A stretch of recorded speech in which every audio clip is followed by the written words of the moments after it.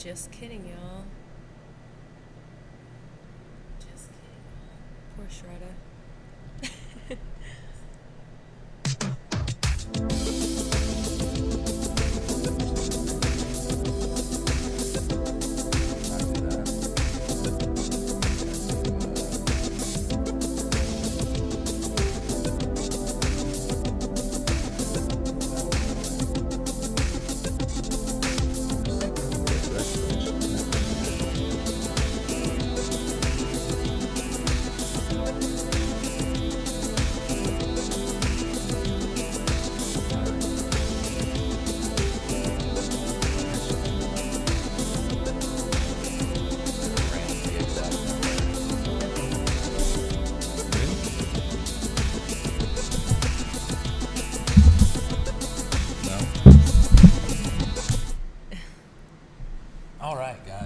Here. Welcome. Episode 190. That's crazy. We're at the beautiful Pretoria Fields Brewery in Albany, Georgia. Thank you again, guys, for allowing me. Anytime I come here and ask for it, you're like, to come after hours. I'm here with ALICIA, archaeologist, my bae. And we're going to talk about beer history. We're going to talk about the new beer that Pretoria has out for its fall. Eat this because that's going to drive me crazy. We're talking about all the new beer coming out, or that's already out. If you haven't been up here, we'll give you the lowdown, let you know what's good, what's not as good. We'll give you the rundown. Yeah, like I said, we have beer history, and this day in history. And we're generally just going to be hanging out and having a ripe old good time. How long are you planning to be at Pretoria? I might join you if that's cool. 2 hours.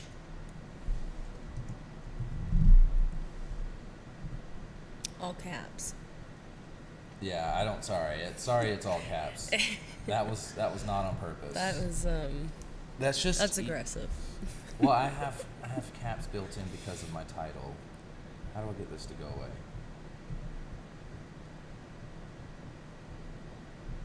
Is that it? No. Look, Anyways. I just want to...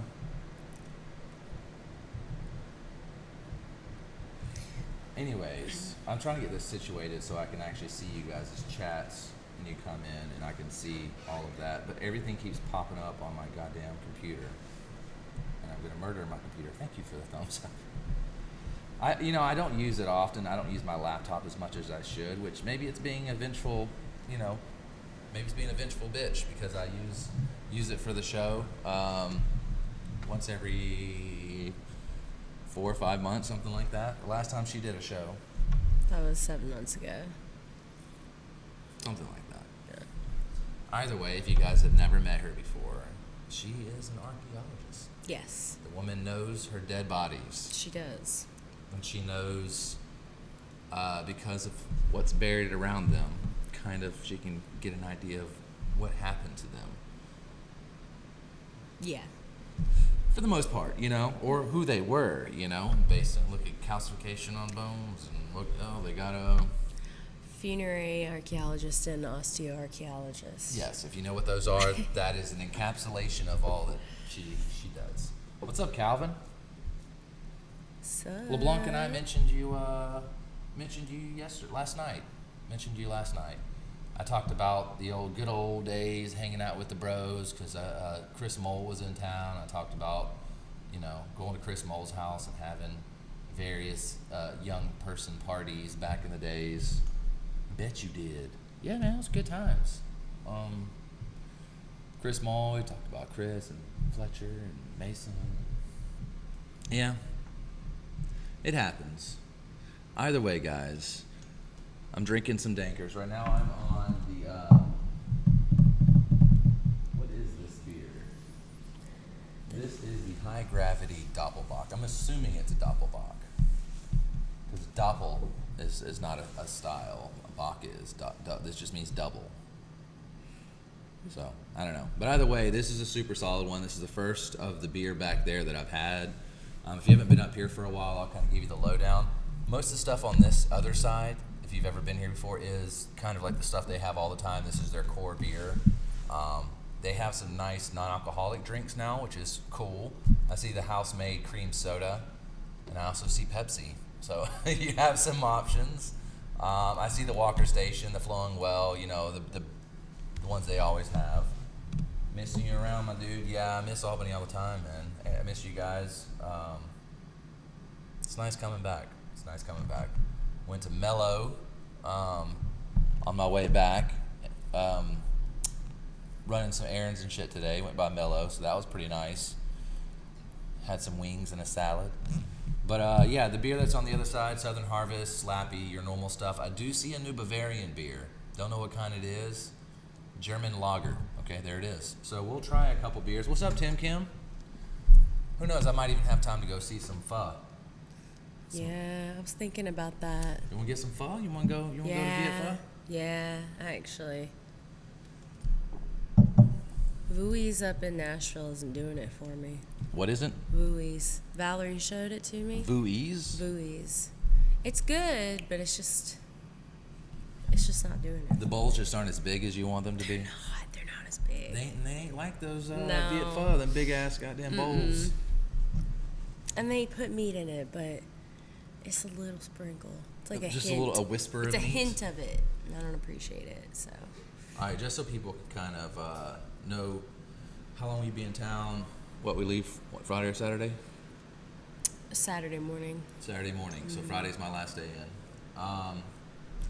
If anybody hasn't been on the show before or seen her, I'll give her a second to kind of give her lowdown of who she is, what she does. We kind of touched on it, just a whisper. A lowdown? Yeah. On what part of what I do? Archaeology, yeah. Right. Archaeologist, osteoarchaeologist, funerary archaeologist, etruscologist. So I excavate dead people, and also a co-organizer. This is newer, and I actually haven't ever mentioned this anywhere on any social media platform. Co-organizer of Archeology, which is a nonprofit organization. You guys are free to go look at it. It's a lot to explain, but I'm adding it to the resume, so. Yeah, when I tried to explain archaeology to somebody, I explain. said that like in the gatekeeping world of archaeology, Academia. yes, archaeology are the key holders. So I they're don't kind know. of opening up and making it a little bit more accessible for people who. A key holder sounds like we're the ones gatekeeping. No, they have the gate. You guys have the key. They're blocking it's it just- up, and we're, you guys we're are. archaeologists from Me different. and Calvin would love to see you. We're archaeologists from different backgrounds, different experience levels, and we just collaborate to try to make research that's otherwise behind paywalls in journals and things like that more accessible to the public, because archaeology as a whole is the public's history. No one owns it. And academia is really bad about, when they find something, they think they own it. They put it behind a paywall. No one else can access it. So unarchaeology is just kind of we're archaeologists, but it's a play on words. We're trying to get out of that gatekeeping of knowledge, especially You're the key holders. especially when it comes to public archaeology. That's for everybody. You guys are the key holders of knowledge. These guys are keeping it behind a paywall. You guys got the key Right. to unlock all that shit. Right. So that's the newest thing, I suppose. Everything else is kind of just beating a dead horse. And there's a podcast to come. Yeah. Well. We'll keep you guys updated because I'm excited. I don't have a part in it, but I'm excited to listen to it and hear it evolve. Yeah. We as got I a know- ways to go. We're not even. We haven't even touched on it. We just talked about it. But Oh, it's happening though. It's happening. But Next. I can attest that like when you first do something like this, that you're talking basically to yourself. I mean, you guys are there, but I don't actually see you there. My only interaction. interaction is through chat. So, It's Well, kind of it'll weird help. at I first. have another co-host, so that True. But and we just talk about stuff anyway. it's kind of weird at first, but then once you kind of get acclimated, you get used to being. Oh yeah, I mean we lead monthly like Seminars? discussions and seminars, but we try to not call it seminars because that insinuates there's a lecturer up there talking at people, and we're trying to kind of open up the floor for discussion with people who may not even have ever even stepped foot in the field of archaeology, but they're interested. So we want to call it more of a discussion, kind of like a classroom setting where everyone can contribute to the conversation, and how, because it's the people's history, so we want to hear from the people. Right. Because sometimes as academics and archaeologists especially, you got to humble yourself. You got to, you know, Right, like especially American archaeology. nobody knows everything. Like what we think we know, and I'm not an archaeologist by any stretch, but I do enjoy history. But like what we know about something, like nothing's ever definitive. Like what we know about something, technology, and our own like other discoveries can completely change how we view something. I'm sure there was something that we were like, oh yes, I think this is this and it's this and this, and then technology and we find maybe a painting or writing about what it is, or it changes completely what we understand this to be. Yeah, and typically with researchers, they want their research to be right. Even if we find, that's the thing about science, it's always disproving itself. And we're finding new things, and people need to be reminded of what the core of it is, and so humble. that's pretty much all an archaeology is. But I mean, I'm an archaeologist, a funerary, all that stuff, but that's probably the newest development within the last year and a half, something I've been working on, and I mean, it's not just me, it's mostly others, actually. We're a community of archaeologists, and I'm very proud to be a part of it. They're all amazing, super intelligent, wonderful at what they do. Just a lot of great people in the field that I otherwise wouldn't have met. So, yeah. I don't know. I maybe it's just my delusions of grandeur, but I don't know. For some reason I see that this could be something like, it's obviously a big thing, but I mean, I can imagine that there was like, a whole archaeology, not a magazine, because magazines aren't really quite a thing, but kind of the essentially like what that is in today's climate. I mean, we have a newsletter within we are working on a newsletter within our organization, and anybody can be a part of it. It's not just for us, it's for the public. We have a Discord, actually, if you guys want to go be a part of it. It's on Discord on Archeology. Anybody can contribute to conversation. Anybody can post things that they've recently seen in archaeology that they're interested in, or propose new ideas. We have a conference every year, and you can go in there and, if you want to be a part of it. We always need moderators for the panelists because they're busy, What's the next big thing for archaeology Our that you can talk about that's not hidden behind a we're paywall? working on some We're working on some things in Edinburgh, I guess, but it's not really something that is public knowledge. It's sort of more like admin stuff behind the scenes. Not important in the grand scheme of things. It's just sort of for the functioning of the organization. There's some things in Edinburgh that need to be done by sort of the co-organizers. So we're working on that right now, and that's just for the longevity of the organization. And from there, Kate and I are working on getting a monthly discussion panel running. So we recently, or it was last year, we interviewed Dr. Bork. Good old Bork. He's a professor. You were actually there for that. Was I though? Yeah, you were in the other room, but you were there.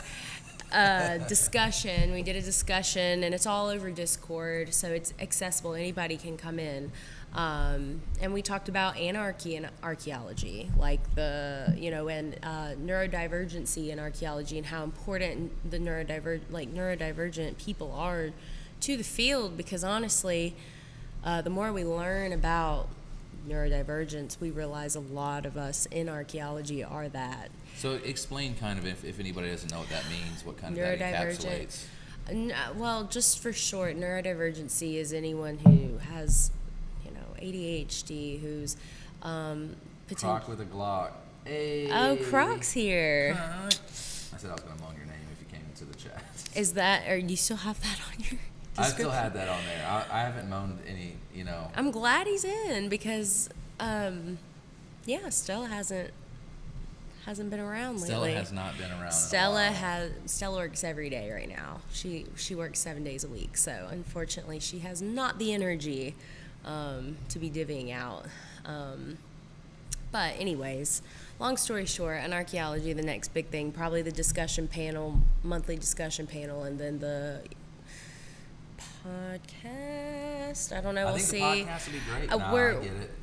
We're probably not going to be pairing it. We're going to obviously talk about an archaeology, but it's not going to be an archaeology's podcast. Does that make sense?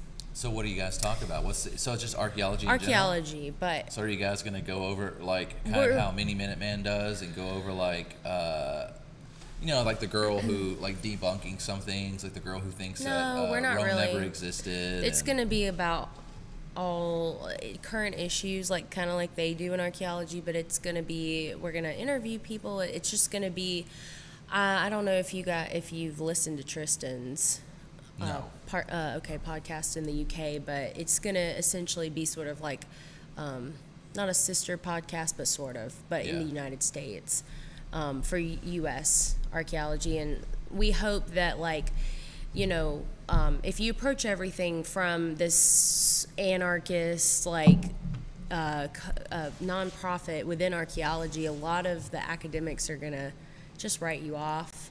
You kind of have to approach it from two people that outside of an archaeology have a career and have, references, and we have people that we associate with, and we're trying to just speak amongst each other, and then bring an archaeology in, and not so much an archaeology, but just the mindset. We're trying to kind of like, if there was ever an agenda, Kate and I have it. We're trying to just like swoop people in and be like, oh yeah, the way we think about this is because there's a whole group of people like that on archaeology, and then we, bring everybody in and take down the academic gatekeepers. Anyways, it's just all in the beginning stages. How long are you gonna be in town?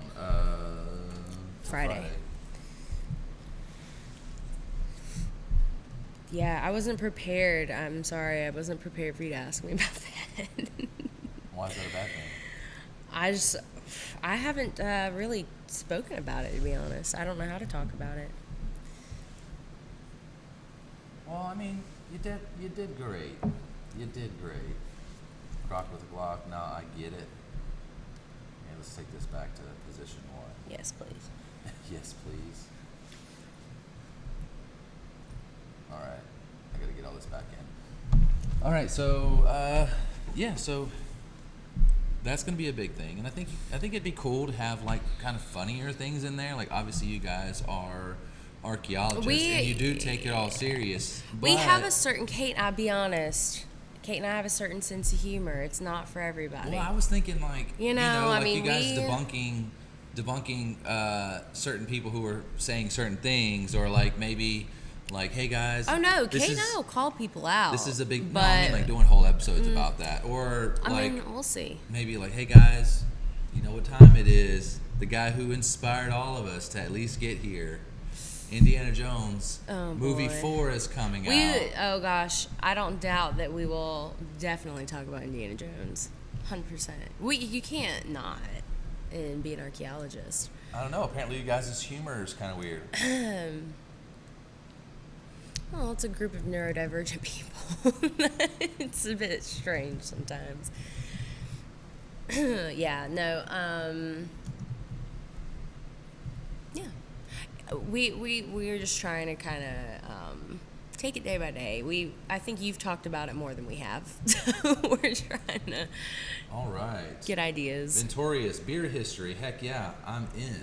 So yeah, we're going to talk everything about the Sumerians. We're going to talk about the Great Beer Flood, the Great London Beer Flood. Death by beer. Oh yeah, there's a lot on the plate. We're also going to talk about this day in history, which I think is always a cool kind of thing to pull up.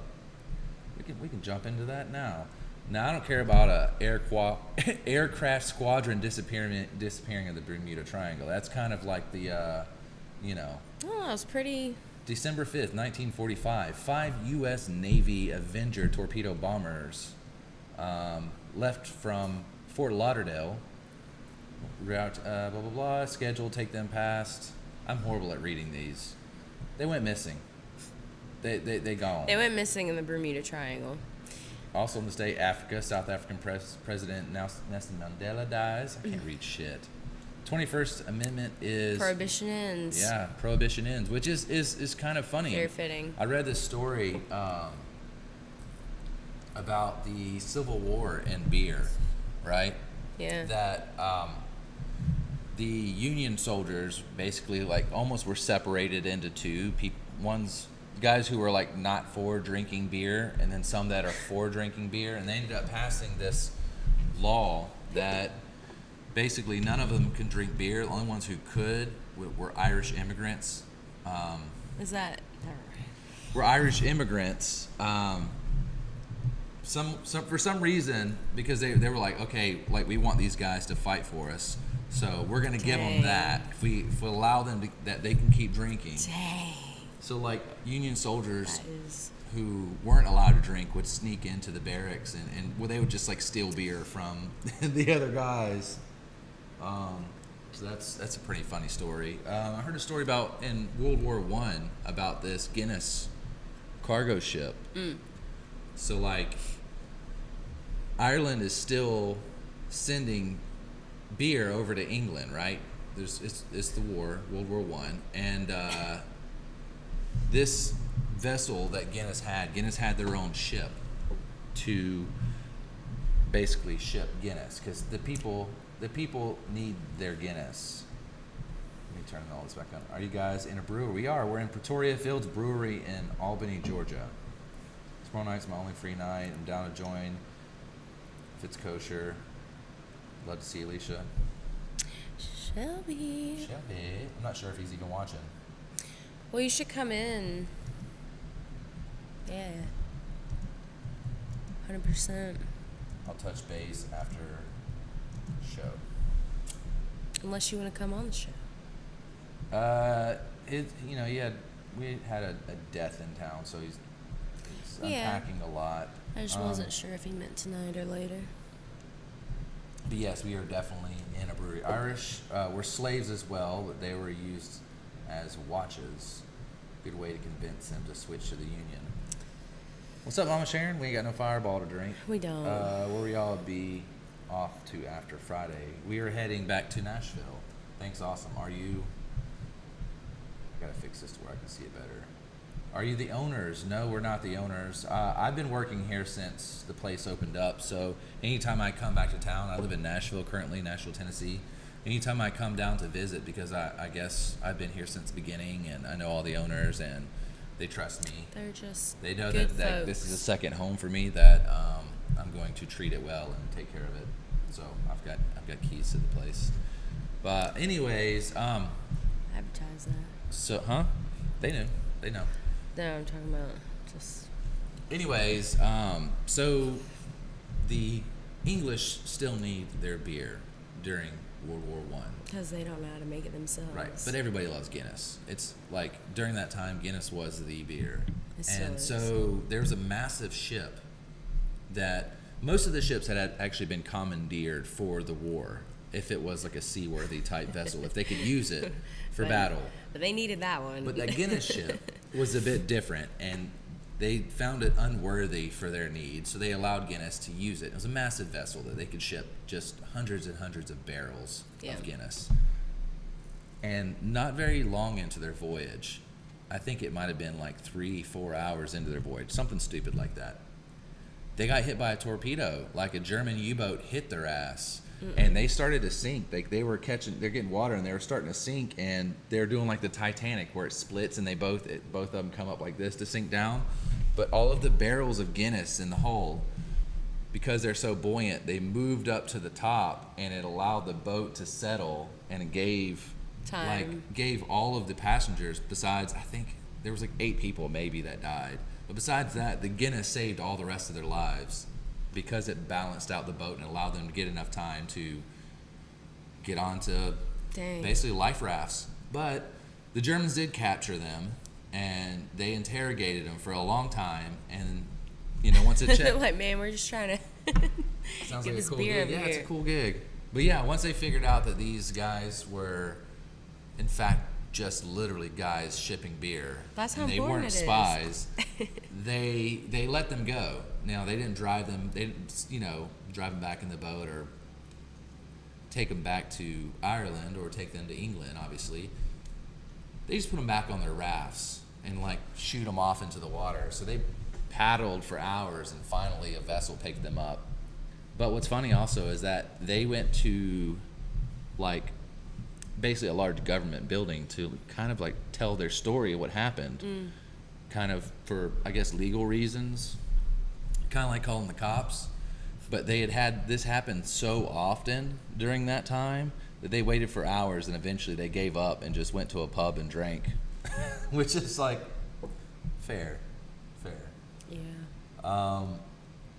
Going back to this day in history, the 21st Amendment was ratified. Prohibition ends. They tried to stop people from drinking booze and beer and all of that stuff because they said it was bad, but then people started bootlegging and speakeasying and crime, and Al Capone and all this shit came up, and they found that it did not work. The speakeasies in Nashville are amazing. There's one that's Prohibition era, like, themed. We haven't gone to yet. Yeah, we got There's to. lots of them. There are. In the 19th century, 1872, the Mary Celeste, a ship whose crew mysteriously disappeared, is spotted at sea. That is actually a great story. If you ever get the chance to check it out, the whole story of the Mary Celeste, it's a pretty interesting story. Let's see. Army captain awarded first Medal of Honor for action in Vietnam. Eddie Murphy stars in Beverly Hills Cop. Not a lot of stuff going on. I mean, okay, hundreds die in Brooklyn Theater fire in 1876 on this day. Yeah, that's obviously bad. Hundreds die. It says, a fire at the Brooklyn Theater in New York kills nearly 300 people and injures 100 more, December 5th, 1876. Some of the victims perished from a combination of burns and smoke inhalation. Others were trampled by the general public that ensued. Next one's a little dark, but anyways. The Boston Belfry a murder. serial killer got his first victim, Boston Belfry murderer. You can read that story on your own. It's a little brutal. The USSR and Afghanistan signed friendly treaty. Phi Beta Kappa fraternity is founded. Those are all lame. All right. Walt Disney was born today. Was he? It's Walt Disney's birthday, yes. The London Beer Flood, 1814. It says, is it Max? I can't pronounce that. I don't know French, but it's M-E-U-X. I'm guessing that's French. Brewery was one of the largest in London. At the time, the brewery, they brewed only a porter and used a giant wooden vat that was 22 feet long and was capable of holding 18,000 imperial barrels of the delicious fermenting brew. That's roughly 780,000 gallons. It was one of the multiple vats on the property. And, okay, it says at 4:30, typical workday, one of the bands around the big vat burst. The foreman warned the supervisor, who said to proceed and no harm would come. They're like, it's like, it happens, man. An hour later, the vessel burst, which caused another vat to leak. The force of the porter completely destroyed the rear wall of the brewery, which was 25 feet high and 2.5 bricks thick. The neighborhood, composed of cheap slum housing, was hit with a 15-foot wave of porter. That's a beer, a porter beer, which destroyed 2 houses and killed 8 people. The damage was considered as caused by an act of God, so the brewery did not have to pay compensation. They were almost bankrupted by the loss of the beer. They were bailed out in part by an excise tax. Thank God for delusion. Yeah. Beer no longer tax-free. That started in 1643. They needed money. Britain did. They started taxing shit. People were not happy with it. And it's kind of stayed here ever since. The Dark Ages. I was trying to see where... Okay, so this is what I was talking about earlier about the Civil War and the beer. It says, the worst war in the young history of the United States was tearing the country apart. North and South, or North versus South, with mounting casualties and expenses, was tearing up the economy and threatening our collapse. Abraham Lincoln needed a way to finance the North's efforts. Unfortunately, one of his measures was to tax beer. At the time, there were over 4,000 independent breweries across the country. It says there was another split during the war. This was just on the Union side, beer drinkers versus non-beer drinkers. That sounds miserable. A war broke out during the wave of temperance movement, and the soldiers were not allowed to drink, except for the German immigrants. The German immigrants, I was way off. Immigrants who were proud to fight for the Union and proud beer drinkers. Their commanding officers were okay with their troops drinking. Naturally, the American-born soldiers were not happy with this arrangement and would come to the German camps and try to raid their supply. This led to German troops guarding their stash. General Sherman might have been thinking of the beer fights when he uttered his now famous "War is hell." Yeah, I heard this story as well about like basically beer saving people. I know at one point, it's like after the fall of Rome, people didn't have a lot of like really clean water, and actually the only clean liquid you had was beer. And usually beer like this was high in carbs, high in calories. I mean, you can survive off of just beer and water, surprisingly, for a while. We'll get back to that. Yeah, you got the U.S. history. I'm not a U.S. history For some person. reason, the internet is doo-doo-doo-doo.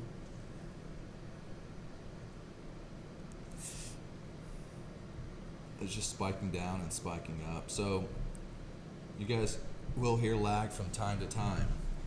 Here, you want to read that one? No. Why not? You got it.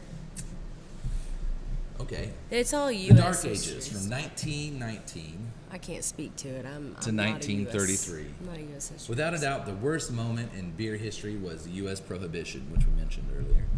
Temperance movement had been gaining ground for decades, with politicians and religious leaders claiming that alcohol was the root of all problems in America.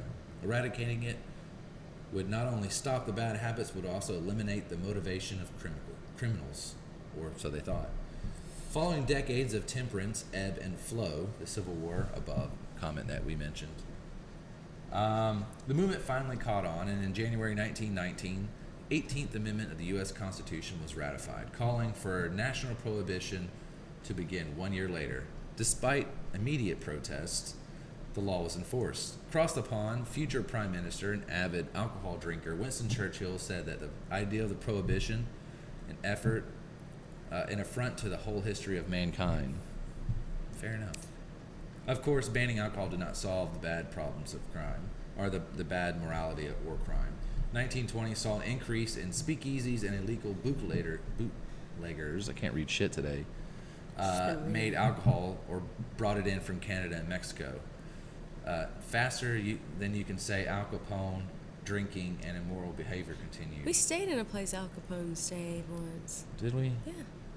In America. The amendment remained until Franklin Roosevelt was elected in 1932. While campaigning, he vowed to repeal the 18th Amendment. In 1933, states were allowed to choose to appeal, and by December, most had taken the step. American beer nightmare was officially over. I've heard of this story. Save money, make crappy beer. This is the Schlitz malt liquor story. I'm sure your parents or your grandparents or your great-great-grandpappy or whatever had drinks Schlitz malt liquor. I remember it being around in the 70s and 80s, but it was definitely not good beer. Schlitz beer, like much of the other popular beer in the 19th century America, came from German immigrants. The brewery opened up in the 1850s and soon became one of America's favorite beers. Following the repeal of the Prohibition, Schlitz cornered the market, beating out Anheuser-Busch to the top-selling beer in America. In the 1950s, Schlitz executives made a decision to cut costs and improve profit. They made a number of changes which were rolled out gradually so the consumer wouldn't notice. The changes would sink its popularity and make it nearly undrinkable. They replaced malted barley with corn syrup. Ugh. They substituted fresh hops with cheaper hop pellets. They cut brewing time from 25 days down to 21 days, and then down to 15 days. And because they now aged their beer quicker, they added silica gel to the beer to prevent it from hazing when chilled. Prevent a haze from forming when chilled, yeah. But the drinkers knew something was up. Oh, yeah. And they stopped drinking. Schlitz's popularity dropped off quickly. They lost 90% of their value and were bought by Strauss.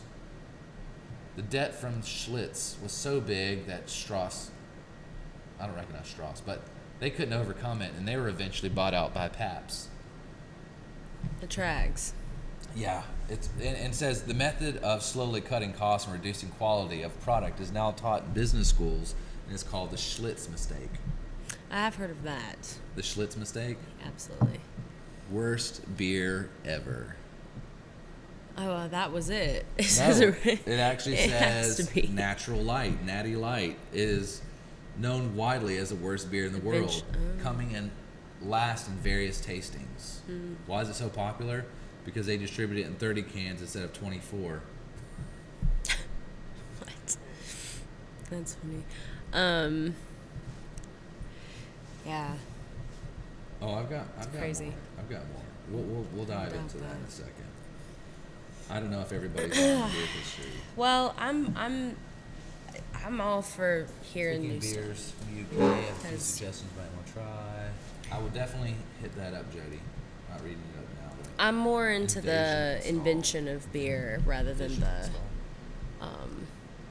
I don't know what that is, Calvin. the American history behind it. I know the highlights, but these like in-depth stories, that's you have a beer show. You're kind of obligated To know that? Yeah. I mean, not really. You're going to be more interested. I will be more interested. I I'm do way like beer. more into the The next part? Are you going to read the next part since this is more your thing? This The is your show. archaeology? I'm here to Oh, okay. commentate. You're You're the not contributing. you're the host. Anyways, guys, if you're curious, if you're just now tuning in and you're wondering what the hell is going on, this is episode 190 of Trade Skills. We're doing beer history, we're doing beer reviews, we're talking about archaeology. We're in a brewery and we're tasting their beer. Yeah, that was good. I had it last year, but They it was change good it again. up a little bit every year. That good was again. the margarita. Yeah. It was a Gozarita. Yeah. Yeah. And I'm drinking the Doppel, the high gravity Doppel that is at 9%. It's good. Surprisingly, though, it's not super pretty good. easy. It's smooth. So, what is your main kind of driving force for the podcast that you're looking at doing? You mean why we're doing it? Yeah. Like, what's the main Well, driving force? well, Are you because- here to, like, entertain people? Or are you trying to, like, inform people? Or maybe, like, spark imagination for people who maybe are getting into? Or are you here to So help them find if they want to do that? So I mean, really, it's just this idea of that anyone's welcome, and a lot of times in our field, it feels very closed off because the seniors in our field. Right. And I like that you keep saying, like, more so gatekeeping from, like, academia. Right. And not It's so in much general. archaeology. Yeah, I mean, I think that anything that there's a high, like, skill wall or maybe a knowledge wall that people are going to be a bit gatekeeping. People forget where they came from. They forget that they were once struggling to get somewhere, and that they like all of the professors that we have now. I have been extremely Fortunate. blessed and fortunate with my experience, but I've heard horror stories, especially in the Ivy League schools. And we pretty much just want a platform that's going to be welcoming to everybody, even if you've never stepped foot in a anthropology or archaeology class. We want everyone to be able to talk about it because it's everybody's history. Yeah. You know, so that's the leading force. Also, that my end goal as an archaeologist is to be a professor.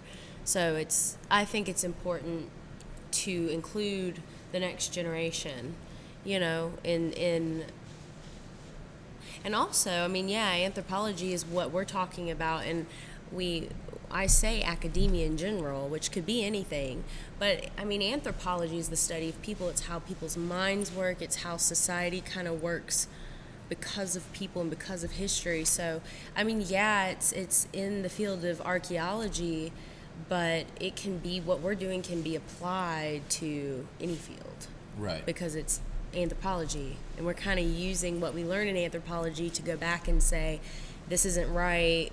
Academia, like, you guys, you know, this is what you talk against teaching us, but then you practice it, you know, so we're kind of just trying to, like, open it up for everybody. And that's why we want to do the podcast, because when we have a Discord, we call it a co-organization, and then we have panelists, you know, and people are welcome to come in and listen to the conference, but there's people who are co-organizers, then panelists and moderators, and people can just come in and listen, but they don't really take part except to ask questions. So that's why we want to do the discussions monthly, and then from that spin off, you know, a podcast, so people can come to us with things that maybe they know more about, that we talk about on the podcast, that they are interested in, and then come into the monthly discussions and actually be in there on the same level with archaeologists who have PhDs and us who have, you know,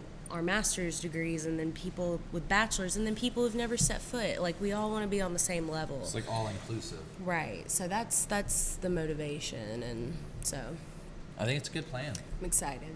Yeah. So I'm getting ready to drink this beer. Go for it. I'm done.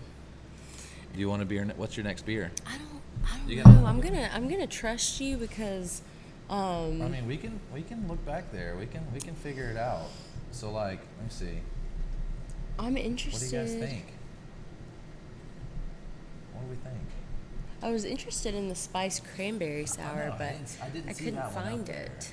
I Yeah. didn't see that one on the handle. I did try the red velvet. I took a whisper, a sip. How was that? Tastes like red velvet cake.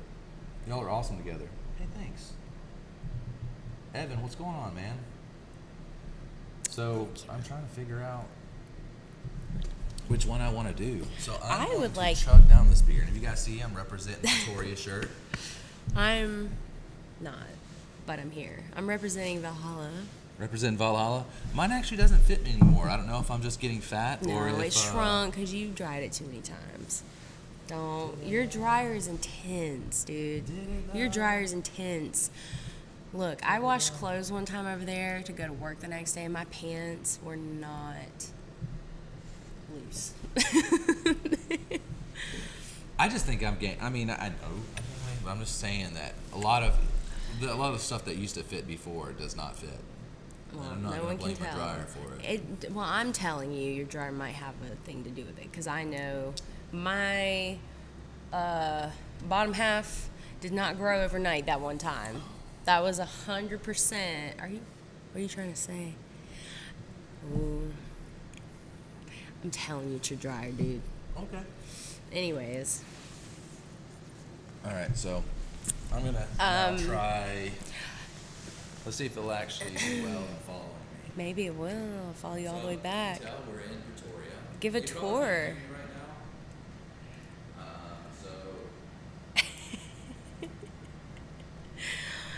Hey.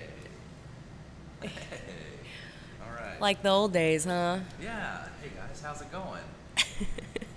I'm offering you some beer. I don't know if you can actually hear me, so I'm gonna have to speak up a bit. So let's see what we got. I'm gonna try to get her. Here, we'll move this way. Yeah. It's gotcha, yeah. Until I get in front of this sign here, and then it's gonna stop. What are you trying to get over there? Huh? What are you getting over there? I was thinking about getting you the red velvet cake, maybe. Or me the red velvet cake. No, I want that. You said red velvet. You sold me. Do you know adults, like 50-year-old adults, don't realize that that is actually just chocolate cake? Like, I was at work the other day, and we offered red velvet cake, and the girl was like, what does it taste like? And I'm like, it's chocolate cake. And she's like 50-something, and she had no idea. No idea. Maybe that's a common thing, but... Can you still see me okay? Yeah. See if it's still following. As long as I don't put my hand up, I think it lost you. There you go. You're like Mr. Rogers, but with beer. Won't you be my neighbor? That's pretty much who you are, though. Like, you are the Mr. Rogers, but of beer. All right. So I've grabbed 2 beer. That one's definitely mine, right? Sure. Yeah. You don't even know what it is. You tell me. You tell me what you think it is. What of these do you think it is? No. Oh, right, yeah. Do you think that's the red velvet, or do you think that's the pumpkin spice brown ale? That's the Oktoberfest. This is? No, I have no idea, to be honest. It smells very coffee-like. I don't think it's the pumpkins. It's not the pumpkin. It might be. Well, you poured it. So It's pumpkin spice brown ale. Try it again. is it? Yeah. Well, I did just have the red velvet, so You didn't. You had the goza. whatever. No, I just drank that. Is that the? I think that's Dude, pumpkin spice. dude, I don't know. I'm confused. Right? You also, to be fair, What? to be fair, I do not have a sniffer, so I think that's a large part of tasting things. After COVID a couple years ago, I lost it, so I don't taste It's things. sweet and boozy. So I'm thinking Yeah. that is the. This one tastes. That one has a coffee. That's a sugar cookie blonde ale. This is. Where's Yep. the red velvet? I didn't see a handle for it. Oh, To be I thought you honest. tasted it earlier. It was this one. That's what that is? Yeah. Huh. So if you guys are wondering how this thing has been following me around, this is an Insta 360 link. So it'll follow me around. So I'm giving you guys the lay of the land. It can only go so far. But Yeah. the brewery, yeah, super cool. I love the Christmas tree. You guys can't see it lit right now, but it's dope. There's also t-shirts over here, guys. If you guys are interested in t-shirts, they're down here. But yeah, there's t-shirts. There's also an axe throwing thing here. So if you guys have never been to craft axe throwing, you should definitely go. But anyways, let's get back to the show.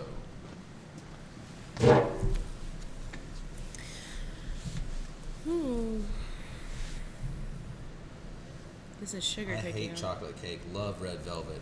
What is this, red velvet? What's up, I'm Vaughn? telling you, What's it's the same. up? We got Vaughn in here. That's awesome. Vaughn, you will find it funny that I went from working from a barbecue place like Sonny's to I now work at a barbecue place in Nashville. Except for we ain't got It's a bit different. Yeah. Shaq comes to hang in there. It's a bit different. That is true, but still, we ain't got what was his name? We ain't got no ribs. I'm like, how do you not have any ribs? I see ribs all in there. We ain't got no ribs. Or you have Chris. I think it's the icing. Yes. fair. It's like a cream cheese. Yeah, And it you lightens it. You got Chris that's in there going like, let me see if I can get the camera to work it right. It's like,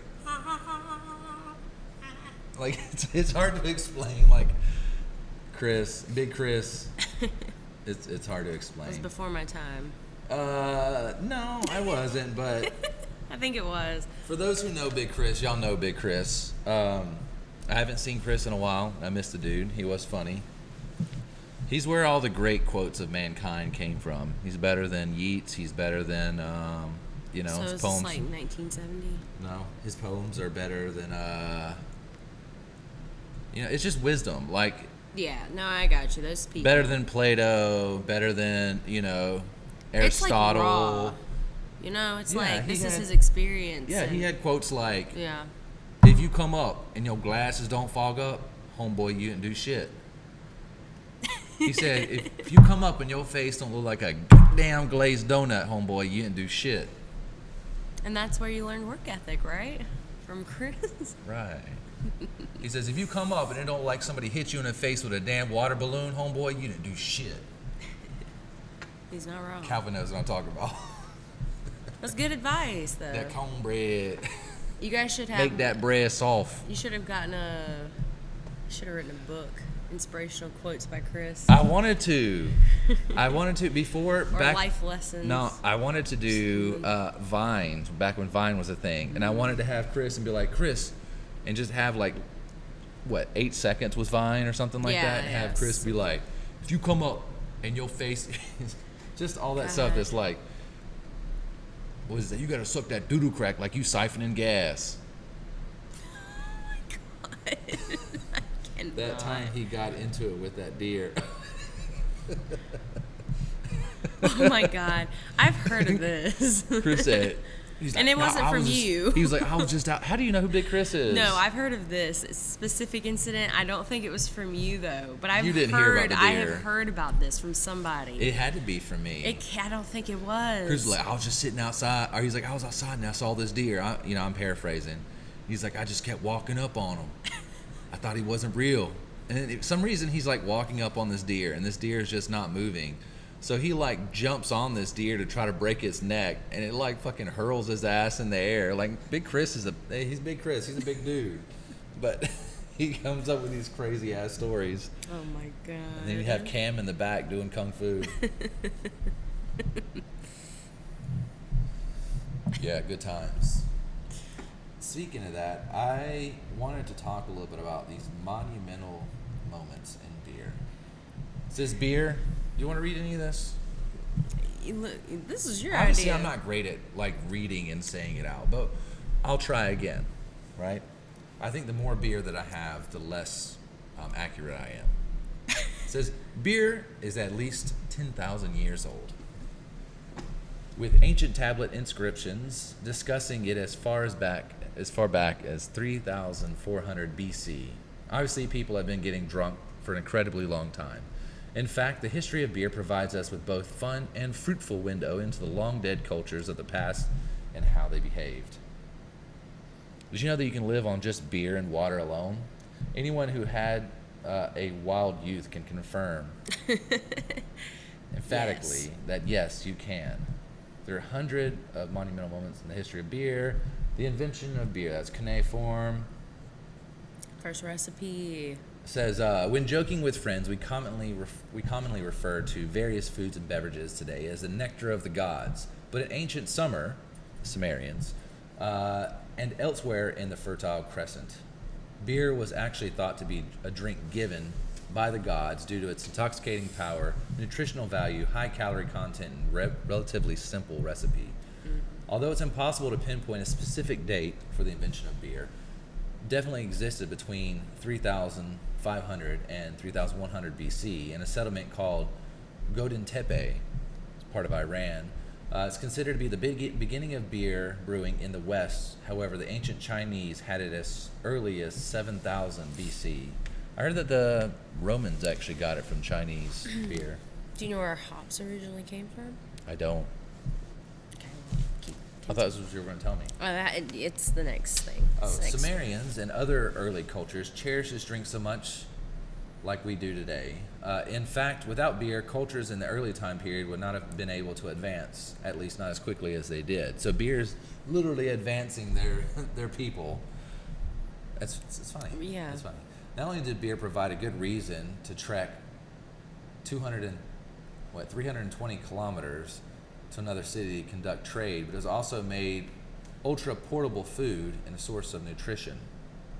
Grains and cereal were much easier to grow and carry and generally maintain than fruits, vegetables, and livestock. Simplicity at its finest. So, I've heard of this story. It says, myths about gods and other figures associated with beer instantly began to spring up. Inanna, I'm guessing is the name? Ancient Sumerian goddess of love and fertility is featured in an ancient poem called Inanna and the God of Wisdom. In this poem, the god Enki and the goddess Inanna get drunk together. After Enki gets absolutely hammered, he inadvertently gives away the laws of civilization and thus the power to Inanna. This is thought to represent a pivotal transfer of power between the two cities of ancient Middle East, Eridu, the city that worshipped Inca, and Uruk, the city that worshipped. She basically like got his ass drunk and he gave away all his secrets. There was like ancient hymns, like Sumerian hymns that were on text that are both like praising God and recipes to beer. Basically kind of. Scroll up. You want to read? Yeah, just scroll up. Oh, you want to see it? I just needed to know up a little more. The last thing. Yeah, go for it. Anyways. What you doing there, babe? Just looking. A famous poem, Hymn to Ninkasi, was a recipe for an ancient beer. Ninkasi was an ancient Sumerian goddess of beer, as well as physical beer itself. It was thought that she transferred into you when you drank the beer that was brewed with her recipe. This is similar to the concept of communion in Catholicism. It was thought that the gods gave beer to man for happiness and general well-being. The recipe in the poem was also a song that could be easily remembered and recited in the age of illiteracy and the lack of public education. It's like our national anthem. It's like something you can remember all of it because they make a song out of it. It's like a mnemonic device. Stop and think about that for a second. Ancient Sumerian national anthem was a song that detailed how to brew the best beer. Epic of Gilgamesh. Oh yeah, it's in there. Oh yeah, it definitely is in there. Gilgamesh used to throw down. So I think the way that these people kind of like summarized the kind of like the Enkidu becoming like civilized. He was a hairy, like a lot of people say that he was like the original Bigfoot and shit like that. She loves that. But Enkidu was an uncivilized man. He was actually, I think he was created to kind of bring down Gilgamesh because he was so fucking prideful and into himself and corrupt. And they ended up becoming homeboys. And this is saying that basically Enkidu was uncivilized. He was a furry, not an actual furry like the creepy guys who wear costumes and have wolf sex, but he was a hairy man who was uncivilized and lived in the woods. And they basically gave him beer and it changed his life. So it says, the Epic of Gilgamesh, one of the first known tales of civilization, details a story of the epic hero Enkidu, who becomes civilized once he's taught how to drink beer. This was done in religious settings, of course, as religion and beer had been practically married since the brewing had first developed. Sumerians slowly but surely perfected the process, which resulted in several different recipes. And just like that, the first beer and liquor stores were born. In a document written in cuneiform, we have what is described as the best beer. It's a recipe to a clerk for the purchase, or it's a receipt, it is a receipt to a clerk for a purchase of beer from a brewer named Alulu, who apparently had the best stuff in the city of during the reign of King Shulgi. This is the only document known to survive from the city of I'm going to get back to the chat a bit, because I want to hear from you guys. Hey, what's going on? We hanging out? We got shit. That time he got to the deer. We got Ryan. What's going on, Ryan? Homie. Elizabeth. What's going on? What's the muscle arm for?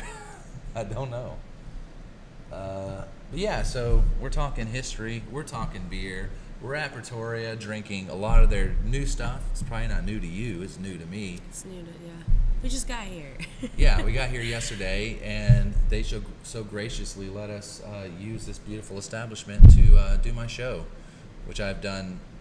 Fuck, I don't even know how many episodes I've done up here. Yeah. They're always OGs for that. Shout out to Trip. Shout out to Lauren.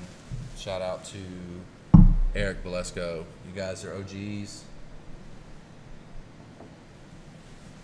Yeah, while I was bartending the other day, I had this drunken man come give me a history lesson on he was actually very nice. He wasn't mansplaining. He was very... Oh, yeah? Yeah, no. He was talking to me about it, and then he was like, I'm probably boring you. And then I was like, nah, I'm an archaeologist. I think that's how, if you ever got in a I'm conversation into with this. Like, yeah. with Brimberry, I think you would like that. Oh, yeah, we've talked before. Have you? Mm-hmm. About history? Mm-hmm. The guy knows his shit. Yeah. He's into it. So, yeah, he does. But anyways, he was talking about, and I have not looked it up. I don't know that this is the truth.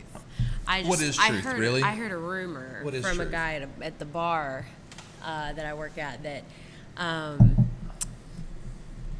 it's, so from India, hops are from India, but it was made by the British. Oh, you're talking about the IPA. Right. Right. You knew this. Yes. Yeah. Yes. Yeah, I Well, asked you if you knew earlier. about the origin of the IPA. I know that. Yeah, that's what I asked you. I thought you said, do I know where hops came from? Yeah, the origin of like needing to make it basically where it can be transported from. Yes, the hops made it very difficult for bacteria to grow in it. Yeah, Which is one of the reasons why people have been drinking beer for so long when water was unsafe to drink, because it's antibacterial. There's a lot of It's bacteria. sanitizer. Yeah, for the most part. There are some that are full of bacteria. And, well, I mean, it's yeasty, but like the bad bacteria, it doesn't survive very long in. And IPAs specifically last a lot longer. I just have never really been interested in IPAs because I personally do not like them. So I don't read a lot about them. But yeah, that was news to me because that's how much I don't care about IPAs, even though I work at a bar. I think eventually. Nope. I think eventually if you gave it time, you would like an IPA. You I shouldn't have have to. given it 5 or 6 years. You should have to, but don't. Ryan It's said, not happening. "Good to see you back at your old stomping grounds." Thanks, man. Wish you were here. Hopefully, I'll get to see you guys. The next time I go up to Pretoria, or like while I'm still in Albany, I probably will post. So if anybody wants to come up here and say what's up, it'd be nice to see you. I saw Taylor Van today, so that was pretty cool. Saw him up at Mellow, doing his thing, drinking a PBR, Fireball. But yeah, I wanted you to moan my name. Oh, Ryan. She hates all of that. She hates it just as much as Jake does. I don't know about that. Jake hates it. Anyways, I wanted you to moan my name. Anyways, the story of the IPA was pretty cool. It's like basically while the English were occupying India, because it used to be like under their control, they needed a beer that could make the long voyage, and the IPA was. I just figured putting that in here wouldn't hurt. It's because a lot of people don't know that. Like a lot of people coming in might, but a lot of people also might not. It was news to me. Why is it called an India Pale Ale? Right, because a lot of people are, so. I mean, honestly, it's basic beer history, but it was news to me. For a long time, I didn't know that, to be honest. So let's see. Ancient Greece. Debauchery. We just got back from ancient Greece. Chaos. We did. Sexual promiscuity. Lust and the rampant drunkenness. The glory of ancient Greece. The nation to which Western cultures owe so much of their roots. Excuse me. The land was built largely on trade, particularly olives, olive oil, and the delicacy in and around Mediterranean ancient times. Oh, a delicacy, grapes. Wine, bathhouses, drunken orgies to the gods were commonplace in Greece. Newly unearthed evidence is showing that beer may have had a major effect in the ancient Greek civilization. The ancient cities of, I don't know that one, Arcondico, and Agrisa Archaeologists have found thousands of grains of cereal that date back to 2100 BC, which is the Bronze Age. Both cities have been destroyed by fire and abandoned by their people. So they found basically like all the makings of beer, like all the shit you would need to make beer. Did I ever send you the link to the class that Penn State was doing on Beer? the ancient, like it was like a brewery class, they were doing it though like it was Microbrewing? yeah it was microbrewing, and they sent you the stuff for it, kind of like they used to, like in ancient times. They did it was a series, so they started with lectures, and you didn't have to pay for it. It was free, except for you had to pay for your microbrewing kit.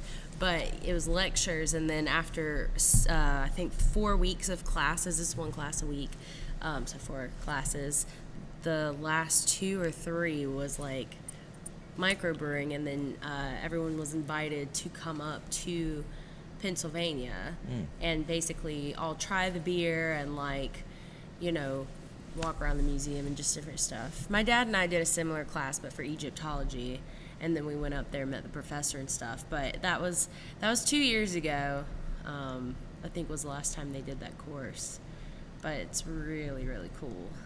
They've done me a disservice by not sending me an invite directly.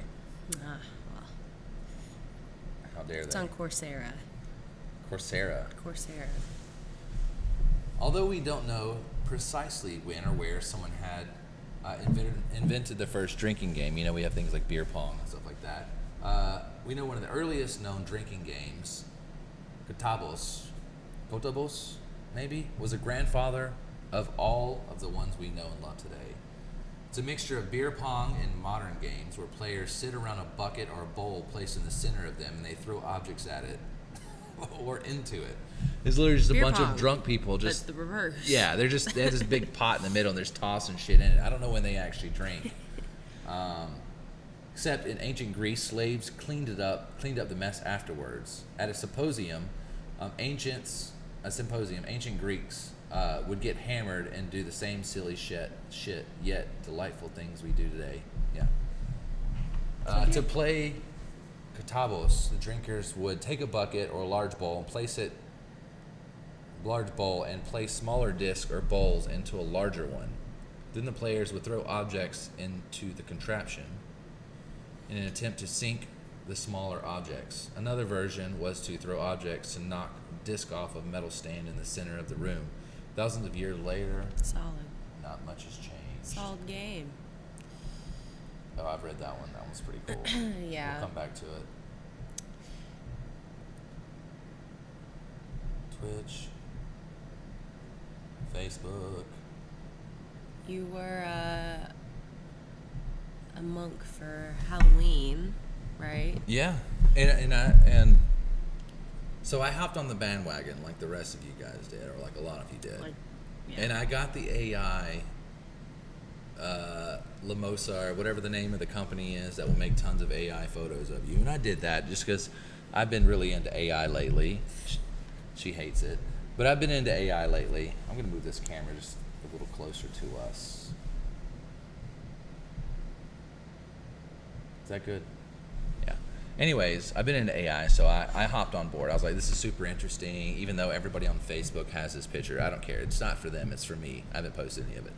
I am going to use a picture, though. It made like a Nostradamus version of me, so she hates this. Why do you hate it so much? I just, I don't know. It's... Kate, what's up? Hello. It's a bit... There's your archaeology friend. Kate, tell us a archaeology story involving beer. She might have one. I'm sure she does. She's done archaeology in the Middle East. She's probably way more versed in it than I. We talked about the Sumerians. We talked about Epic of Gilgamesh and Enkidu. We talked about the first beer receipt. Poems to the goddess of beer that also is a recipe and a song at the same time. To him, I guess would be. Archaeologists found a recipe and made it. They did. They did. Yeah, There's actually a brewery called Dogfish Head. I think it's Dogfish Yes, Head. that's the recipe that University of Pennsylvania, or I think it was They University of reverse Pennsylvania. engineered it. Yeah. So I've had one of theirs. I've had the Midas Touch, which I don't believe that. I don't believe there was ever a King Midas. I don't. But they supposedly had a beer that they reverse engineered beer that was found in King Midas's tomb. I don't believe that. But whatever. Supposedly all of these beers, they have an Egyptian one, they have tons of them, and they've kind of reverse engineered and made these beers again. So I think that's super interesting. Yeah, they're based on old recipes. The University of Pennsylvania used them for their Coursera classes to teach about ancient beer. So, yeah. Super cool stuff. Yeah. Thanks, Kate, for coming in. Yeah. She's all you. She's never come to my show other than just to Oh, chew your ear. whatever. I've seen her before. It's fucked up. Anyways, I mean, our show, I know we don't talk about archaeology. I mean, we talk about beer and silly shit, so it's not for everybody. But getting back to what I was saying earlier, it made a Nostradamus photo of me. So me, basically, as Nostradamus with this ethereal background. So I think I'm going to add in a skit eventually. Brandodamus, and I'm going to do predictions with that photo. And say like predictions of Brandodamus. Are you gonna use my astrology charts and sundials and? No. I'm gonna have some kind of funky. That's a lie I've joined before, but you're not wrong. I saw Alicia join. That's fair. But yeah, I'm gonna do Brandodamus. I don't know why I'm doing like a Morgan Freeman voice, but I don't know. stories of Brandodamus. Predictions. Next year, a man will trip over a hose thinking it was a snake and break his ankle. It's a fair assumption. Pretty safe. Somewhere in Wisconsin.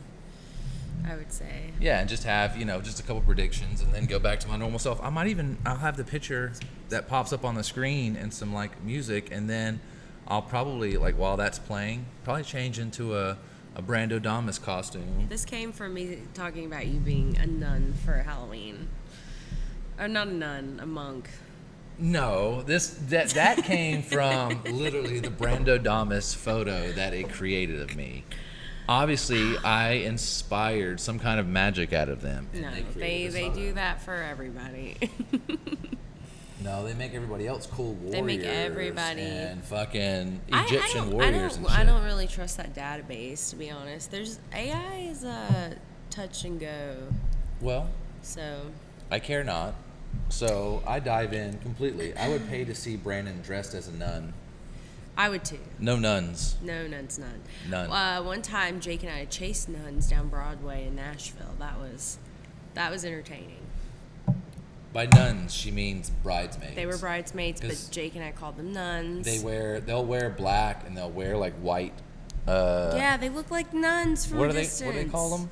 Veils. Veils. They have like So white they veils. weren't wearing. They were all wearing white dresses, and Jake was like, "Look, nuns," and I was like, "That's exactly what that is, Jake." And he's like, "Let's go talk to him." So we ran down. We left you and Jason in the dust, and we just ran down the street in Nashville. I'm talking like thousands of people on the street, and Jake and I are just like, and then we get up to him, and he's like, "How do I talk to him?" And I was like, I even got their attention. I was like, "Hey, my friend wants to talk to you." And they like looked at him. They're like, "You got the stage, bruh." And he didn't say anything, and they all walked away. They said what? They pretty much looked at him like, "You got the stage, brah. What are you trying to say?" And then Yes. he just was like, basically, he's like, Squirreled and they walked away. But we did. We chased nuns. It was a good time, and we weren't drunk. Actually, that's just Jake and I in our natural state. I'm going to tell you a story about medieval mugs for monks' beer in the Middle Ages. Well, thank you. Huh? I'm excited. L'chaim. An unknown medieval monk is quoted as saying, "He who drinks beer sleeps well. He who sleeps well cannot sin. He who does not sin goes to heaven. Amen." That's Beer the was story. introduced to medieval society through ancient Rome and continued to be a religious staple for hundreds of years. Many monks desired a simple life of farming, worship, Christianity, and self-denial of pleasures. But one thing was non-negotiable: beer. This drink was a way of returning to a less sinful life for the monks of medieval times. Although hops had not been introduced to beer yet, the beverage was significantly stronger in alcohol content. Medieval monks added everything from cinnamon to chicken extract to their beer to make the flavor better. Yeah. Not only did beer come to the rescue when human civilization was in its infancy, but also saved the human race in the Middle Ages. Remember these monks I was just talking about? Beer provided an easy way to get calories and liquids into the body in ancient times when water and other sources of nutrition were hard to come by. Then along came Greece and Rome, the pinnacles of ancient society. Rome built aqueducts and devised ways of transporting and filtering water that the world had never seen. That is true. They made large aqueducts. After the collapse of the Western Roman Empire, however, the invading Germanic tribes laid waste to much, including the massive body of knowledge previously gained in ancient times. Water filtration systems were also forgotten.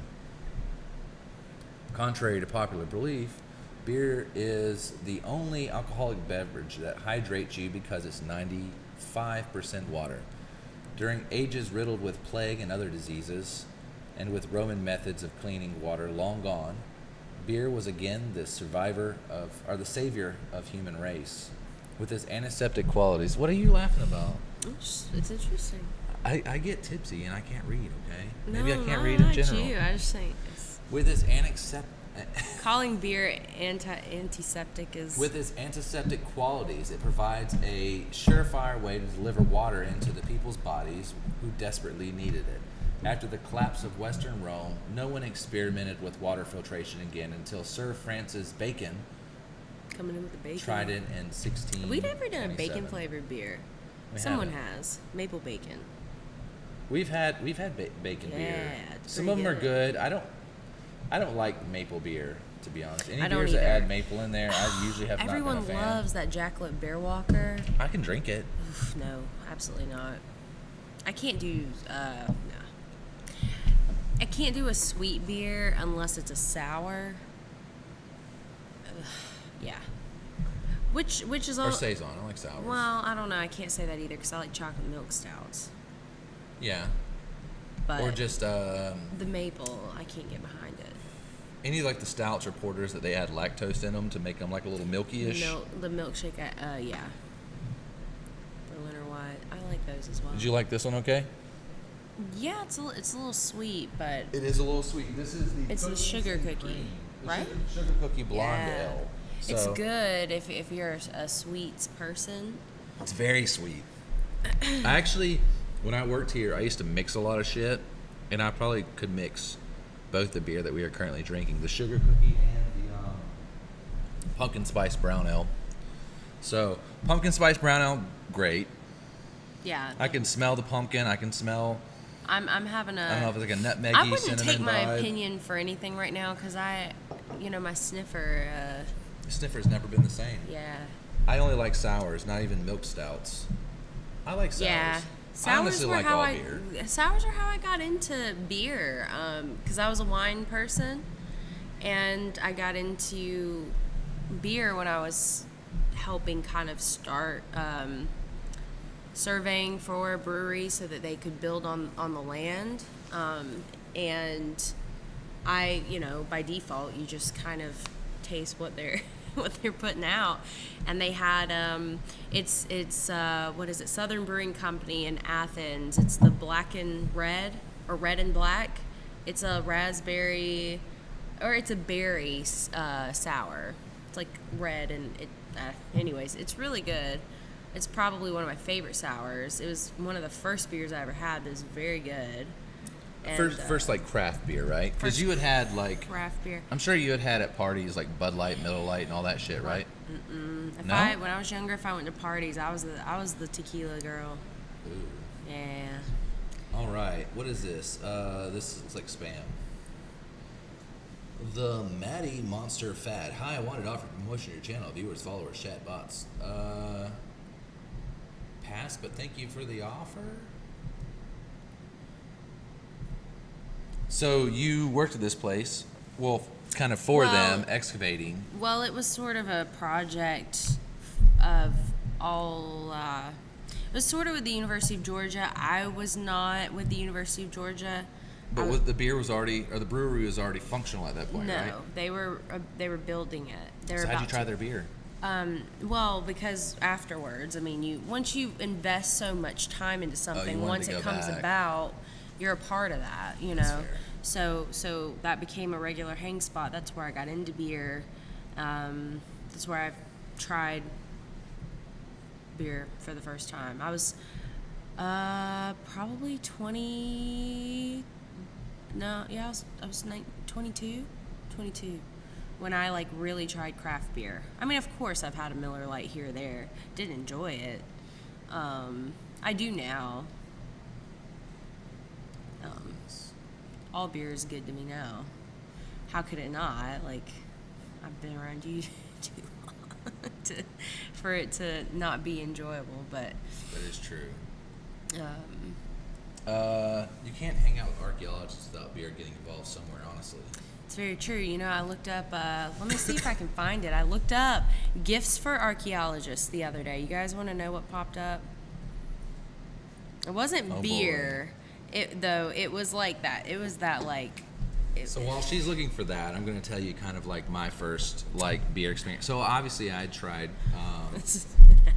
Is this? trying growing up. I tried like Bud Light, Miller Lite, all the stuff that I'm from the South. Like that's what everybody drank. So I just assumed if I didn't like those beers, I just didn't like beer. Like if I figured dark beer was the super version of those. So I wouldn't, if I didn't like the light version, I wasn't going to like the super version. But I think I liked ciders, which was, I guess, everybody's kind of It's just segue easy. into it. So I liked ciders were easy. It's like it didn't taste like beer, and it was still alcoholic, and it was kind of It's beerish. fruit juice. Right. So I liked those going in, and I didn't like Bud Light or Miller Lite. I didn't really know of the craft world. I think I went to Ireland first for my trip, and I just drank all the beer there, and I eventually just started really liking beer. Like I got a Guinness and was like, Oh yeah. Guinness is it. I was like, yeah, this is okay.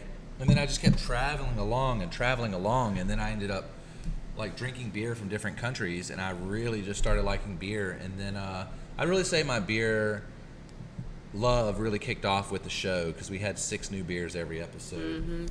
The Munsell color beer glass. Is that what you're looking at? No. So Munsell. Okay, so that is the soil chart for how archaeologists determine soil type. It's a whole thing. It's literally the culture of an archaeologist is that chart. You can compare that chart to anything. I know people who have baked turkeys and used that chart. Okay. As an archaeologist, it's just the tool. You cannot go in the field. You can go in the field without a trowel before you can go out in the field without that. You can use your hands, but you cannot replace the Munsell chart. You'll have to see it. Is to that believe. profound? It's definitely a large part of who we are as people. Munsell color beer glasses. Yes, What is that? It's a. So it says you typed These in gifts for I did. I typed archaeologists. in gifts for archaeologists, and pulled it's a up whiskey full. decanter. Whiskey decanter with all Glasses. it's all these like little glasses. It was all alcoholic. Gifts for alcoholics, basically. You get a little obsessed over it. Yeah, apparently. Yeah, we do. So Anyways. yeah, there's got to be more than These colors here are on the Munsell chart. Here, Any I'll color bring it in you closer. could put, yes. that. Here, closer. This could be charted Charted in what way? by the Munsell chart, and then we could, yeah, it's a whole thing.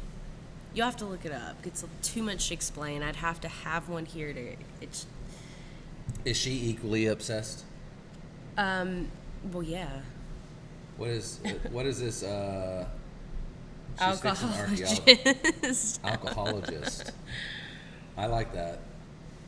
It's like, Well, hey guys, yeah, what's going because- on? We're here at Trade Skills, and we're here with archaeologists.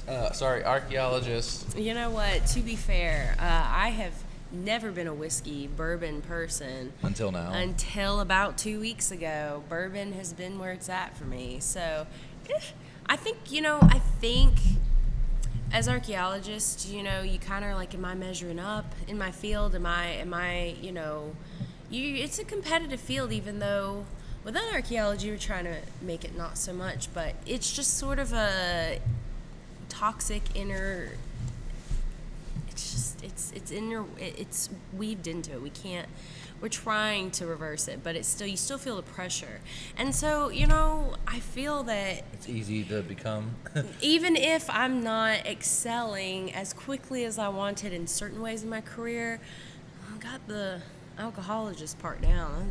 I'm just picturing, like, I know you guys like cringe to hear this. It's like a love cringe, but like I'm picturing like Harrison Ford. As long as you know. Yes, I'm picturing Harrison Ford, Indiana Jones, like going into the bar, looking for an archaeologist, the one that like he's been looking for this guy, like he knows where his normal hang is in this small town in Morocco or whatever, and he goes into this pub or this bar and he finds this archaeologist just sitting there at the bar, just like That is exactly what we look like. Munsell, what are you doing?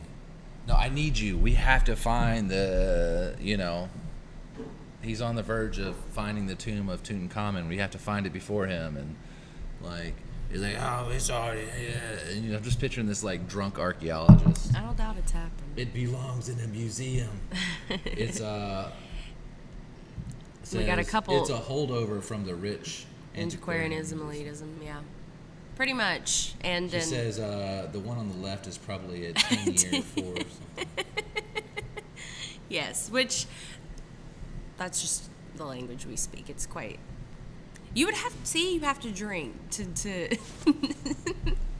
That's what we do. We drink and we know I things. have a love for Indiana Jones, and actually that sparked my interest in, I would say that, and probably my dad. Because my dad, he doesn't practice anymore, but at one point he was fluent in a lot of different languages, and he always had a love for history. But also, like, I loved Indiana Jones growing up, and maybe not the idea of just like going someplace and just finding gold, but just I like the idea that he like knew multiple languages, he knew cultures, and he just knew a little bit about a lot, and he was a badass.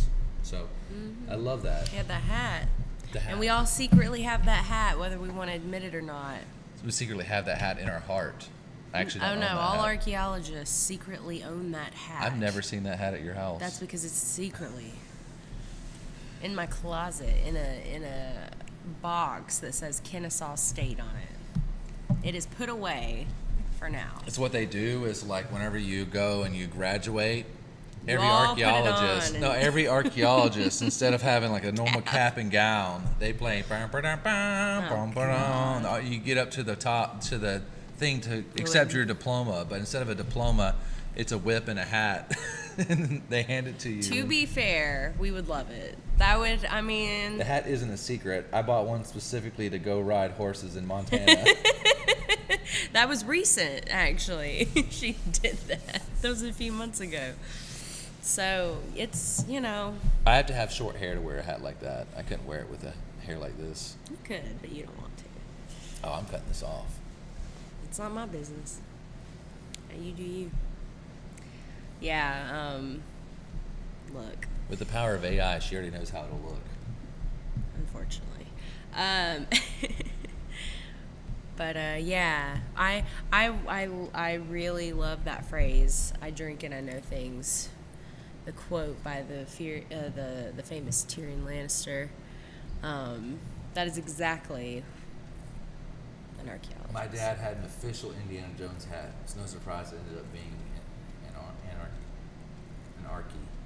Yeah, it is no surprise you ended up. Well, I'm sure your dad loved the shit out of it. He watched it, and you got inspired by it. And I feel like I'm not an archaeologist, but from just kind of what I've gathered from you and from other people in the field, that it's like a love-hate with, like, that's kind of to some extent what brought them in, or at least got them interested, or like helped I didn't fuel even them know as a who child. he was until after I was about 4 years old.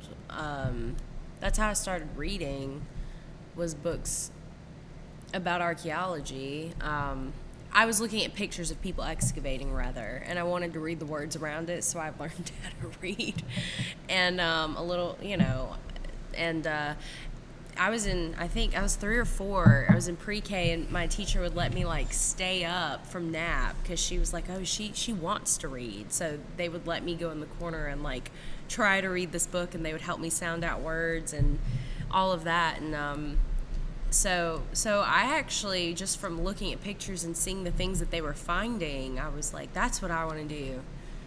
And then my dad showed me later Indiana Jones and Lara Croft and all that stuff. And where would you say, for female archaeologists, Lara Croft stacks up as far as, like, would you say that she was is pretty just encapsulated that most young, I'll be honest, women archaeologists? We love her because she's the only representation of a woman in archaeology. Not the only, because we have the Mummy, but Yeah, except for Mummy 3. They did Rachel Weisz dirty. Well, I mean, she was one of the big screen names. Lara Croft is just a tomb raider. Exactly. She's just a tomb raider. Like, she's called an archaeologist, and for me as a little girl, there was Indiana Jones, so I was like, okay, there's a girl archaeologist ish, but she literally is a collector. Like, her dad was rich and had money and collected things he shouldn't have, and he's literally, basically, she's our worst enemy. Honestly, I feel the same goes for Indiana Jones. Like, imagine getting to a site, like, this is very fanciful, of course, but imagine getting to a site and you know that there's going to be something great there. I mean, like, obviously this is stupid. Like, nine times out of 10, you don't find anything like to that extent, like Indiana Jones level. But imagine getting there and you're like, what the fuck? It's supposed to be here. And then you look up and there's a guy on the corner and he's got a gold thing in his hand and he's like, tips his hat to you and runs off, and you're just pretty like, much. Jesus Christ, you stole that. You destroyed all of this. You stole we that. found this crazy tomb of fucking like Anubis, this temple to Anubis that is completely untouched. Yes, it's filled with snakes. It belongs in a museum. It's filled with snakes.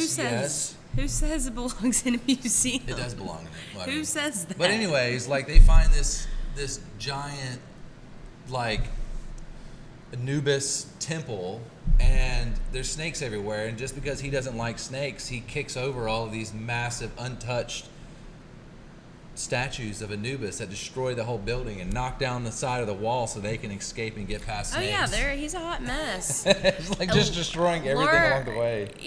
I mean, Lara Croft, she's not an archaeologist.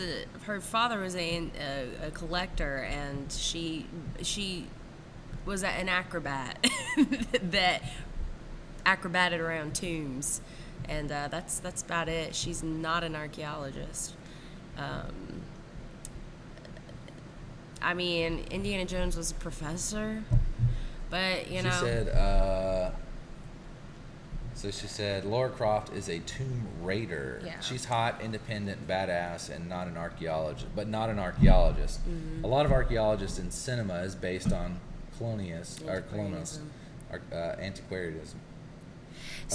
We really aren't that exciting. The real archaeologists would be weeping if Indy ever showed up. We would be. He wouldn't have a career, first of all. To be fair, he kind of just steals things, and it's like, this goes in a museum. I mean, that's what the British Museum does, and they have things they should know. That's kind of what they did, isn't it? That's antiquarianism. Yeah, that's a glorification of stealing other people's history and culture that's not yours. Well, they had like fucking mummy unwrapping parties. They sure did.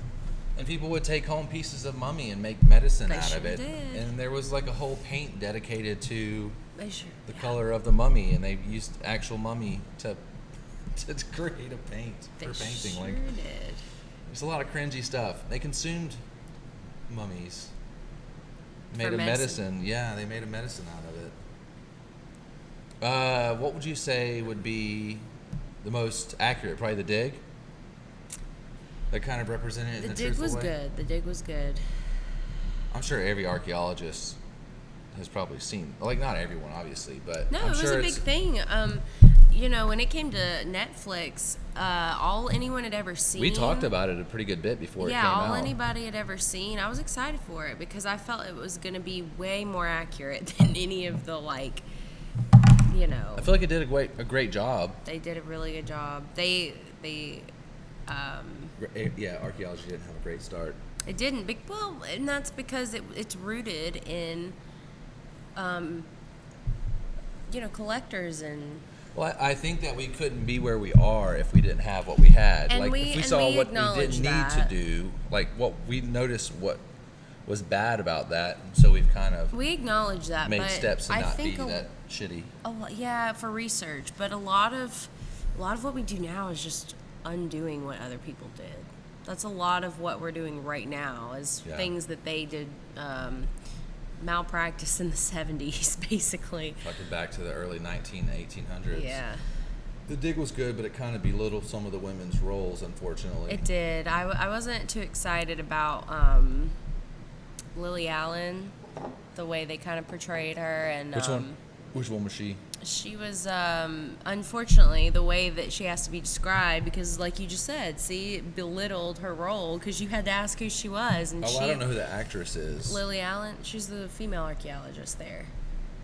I remember there was the woman who owned the place and was like, "Hey, there's something big in there," and they're like, "No, there isn't." She's like, "No, there's something big there." There was her, and then there was the other girl was the girl who got with the camera guy. Exactly. That's exactly how you know her, is that she got with the camera guy. Not they didn't really win us over as far as women. The women played very, very minor. Like, honestly, the woman who wasn't an archaeologist made kind of like the biggest role in it. The person who was just like, "I own this land, dig that shit up." Like, I mean, I appreciate the sentiment of like, you know, the museum came in and kind of just wanted to take it, and you know, but there are policies in place for certain reasons. It was better than Indiana Jones as far as showing the field, the reality of it. It's not as like glamorous. hopping around. I mean, in its own way, it is. I mean, like, you're we not love you're not it. dodging giant balls. No, but we rolling don't want balls to. and If I dodging had deadly to, darts. if I had to do that, I probably would not be an archaeologist because You I don't wanna have to the choose between capacity. which cup that Jesus No, drank from. I don't want to have to. No. It's honestly a very good movie as far as archaeology goes, just not perfect. Right, but to be fair as well, that probably for that time is the role that women played in archaeology is accurate. It didn't really give us what we wanted to see as far as how we want to be seen in the field and the contributions that women have made. But unfortunately, that's the role women played then, Yeah. is basically hushed and just like, oh, you want to come dig. Like, that's unfortunately how it's been for a It seemed long like time. she was kind of portrayed not even as an archaeologist, but just extra hands. Like, not even Yeah, really pretty like much. like It was like her husband was the brain and she was just allowed to come along. right. And, Yeah. Or right. like she got there because of her husband, and that's The huge issue is that she actually played a really large role. She really just was never acknowledged because she was a woman. yeah. They portrayed her in a certain way, but that's how women were treated then, you know. So I mean, there's probably a lot Just of the seen and discoveries. not be heard kind of mentality. That was just how everything. That's, you know, but as far as archaeology goes, it was quite good. It wasn't as crazy as Indiana Jones. I didn't want crazy. Huh? I wanted accuracy. I need. Yeah, no, I'm just saying. I'm looking at how crazy it is that, like, there's a part in there where they're trying to get funding. I don't remember which Indiana Jones it was, and I've talked to you about it before because I thought it was crazy. But it was like they're wanting funding for some trip that they have, and the school can't fund it. Like, they just, they can't come up with the money for it.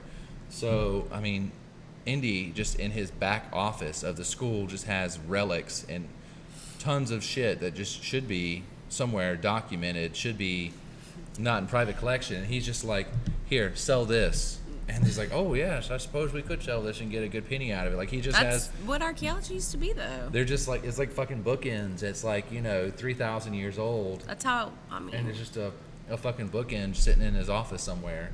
I think that's still a thing. I think that that's you pretty probably much could what go to... Howard Carter got where he was with work. I mean... Just had an office full of just old shit that was completely undocumented. He just thought it looked cool. Egyptian collections, and yeah, I mean... Not him himself, but the who he was sponsored by, yeah. It's time for some more beer. What's our choices, babe? We have any. I'm gonna go for something not as sweet, please. Here, while you're doing that, I'm gonna let her. You read that out. Yeah, so a lot of people don't even know that Agatha Christie was an archaeologist too. Her husband was well So known. wait, Agatha Christie was a real person? But she often worked with him when she wasn't writing 100 murder mysteries. Yeah. I thought it was just like a. See, exactly. That's what she said. A lot of people don't know. Yeah, she's. I thought she was just like a person made up, like a Sherlock Holmes or whatever. See, that's what I'm saying. Agatha Christie was a real person. All these crazy stories are not really based on true shit, right? It's kind of like, You're just. I'm thrown off a little bit. Yeah. Yeah. No. I mean, she's a real person. What was her? What'd she do? What was she? Babe, you're killing me right now. No. Was she kind of like an Indiana Jones kind of person? No. What? Nothing. What is so funny? I'm trying to decide what let's see. You're funny. She wrote so many books. How does he not know?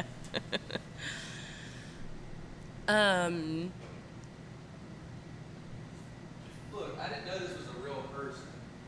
Okay. I mean, for. I thought she was literally like a fictional character. Well, who was designed to like inspire people. Kind of like that'd be kind of like you telling me right now. Like Wishbone the dog. No, well, I love Wishbone. Okay, I don't know. do that to Wishbone. But it's kind of like you telling me, like all of a sudden that no, like Indiana Jones was a real person, and I'm like, wait, what? And you're like, no, Indiana Jones was a real person. Like all of that story was based loosely off of On stuff Agatha that Christie, actually, no. yeah, could be. But on stuff that actually happened, I would be. Yeah, I would be mad confused, the same way as I am now. That Well, you're telling me that's- that Agatha, because there's been so many like little books and so many like movies and like in there like series and I thought she was like a Sherlock Holmes-esque like Yeah. kind of character, and that Understandable. she's like the Hardy Boys okay. and I didn't know the origin of IPA until a couple weeks. she wrote so many books. How does he not know? Look, I literally thought that Agatha Christie was a fictional character who they wrote so many books about. Well, this is just and a her testament journeys. to our claim here is that people genuinely, that's how underrated women archaeologists Who is and Agatha Christie? and their contribution have Who been. the hell is Agatha Christie? Yeah. No, that's a question. That's an actual She's question. an archaeologist who wrote books. Was she actually an archaeologist? Yes. Look. Kate said it as well. She's an archaeologist too. He's mind blowing right now. I'm weird. This is, I've seen, there's like an Agatha Christie video game, and there's like, this is not a real person. Y'all are fucking with me. No. Oh my God. Listen. Are y'all fucking with me right now? No, we're not fucking with you. This is like He this is isn't- shocked. He's in shock. She's like Conan Doyle. Who wrote Sherlock? Yeah, but You Sherlock have is, all the Googles. Sherlock Holmes is not a real If you person. doubt us, use the Google. That's Use like your beloved. telling me that James Bond is actually based on a real person. Like, he is to an extent, but there was nobody named James Bond. There was like She 4 wasn't based on a characters. real person. She was a real person. James Bond was like 4 people that was inspired the writer. Same thing with Conan Doyle. There was a bunch of people who inspired him, and he wrote stories about Sherlock No, Holmes. she was but a real person. did you have the Googles? Yeah, but I mean, if I never thought she was a real person, why would I ever look her up? No, like, she's I saying thought she now. was. Yeah, true.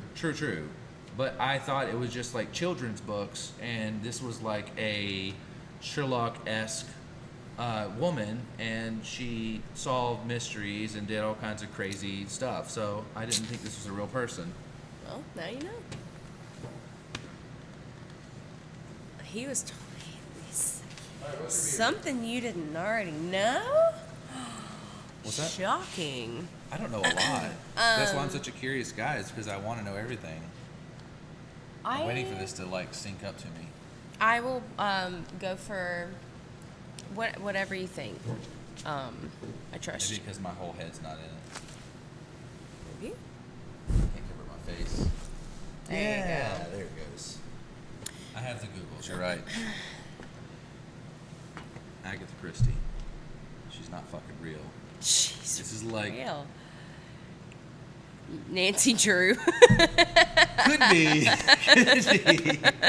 Could be. You got my ass on that one. I'm probably thinking Nancy Drew. I was thinking that, but I didn't want to say it. But I think the second I turn around and not show my face, there it goes. Okay. no, when you went behind the sign earlier, it still followed you. All right. So what are you drinking? I just don't want anything as sweet as the last. This but is the Hefeweizen. everything up there sounds Goes Arita, wonderful.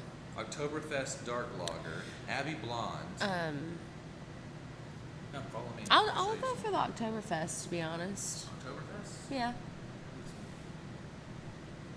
Sounds wonderful.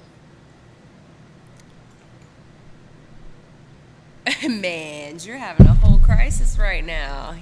I'm not. I'm not. Like, I can come to terms with that pretty easily. It's just, you know, you think that somebody is not real, and you find out they're real. I'm sure people, when they come across Bigfoot, they have the same kind of thing. Exactly. happen, When you know. see Bigfoot, because you will, Take this bit. you know, you just are shocked. And some of us aren't shocked for you because we know he's real, you know? So Agatha Christie is. You look so. She's a real person, and she was an archaeologist. Is correct? Yes. All right. What reason do we have to lie to you? Because it's funny. Why are you? Do you know what kills me right now is your distrust of 2 women archaeologists talking about another woman archaeologist. Well, I know one of them very well, and she does like to mess with me. Well, the other one also would like to mess with you, but we're not lying. You're like the messages, and you're like, dude, make him believe Have that you Agatha Christie is a real You thought we person. plotted this before I came in? Let me see your phone. No. Should we go back to a little more history? In the Renaissance, this is called distillation into alcohol, and this is something I did not know beforehand. The Renaissance further developed alcohol production, probably by the creation of gin and the grain alcohols from the Swedes or the Dutch. Both populations also played a large role in the process of distilling alcohols made from beer. I didn't know that was a thing. I guess distilling alcohol made from beer. It says in 1469, the first grain alcohols and gins were developed. Then in 1496, sometime later, whiskey was produced for the first time in Scotland. Not much alcohol is distilled from beer today, but historically, liquor was initially produced through the distillation of beers. Some groups still engage in this practice. Well, that makes sense. See, I told you whiskey was. The all-beer diet is invented. Oh Lord, we don't need another diet-ish thing. It's not real. I mean, it is, but it isn't. Typically, Lent is a period when some Christians abstain from indulging in various kinds of pleasures until Easter. However, in 1634, the Pauliner monks, have you guys ever had Pauliner beer? Those guys, who moved from Is South that what Italy. you wore for Halloween? No, I was just like a Trappist monk. Oh. But Pauliner monks who moved from southern Italy to resettle in Germany decided to switch things around. Rather than abstaining from drinking alcohol beverages, they only drank beer and water for 46 days. Sounds like your kind of guys. But this wasn't a group of monks using a religious fasting event as a reason to get drunk. Unlike many people who give up meat for Lent, the Pauliner monks abstained from all food for the 40 weekdays from Ash Wednesday to Easter to sustain their bodies. Agatha Christie's not real. They created a beer called a Doppelbock. I'm gonna create a sticker that says Agatha Christie's not real.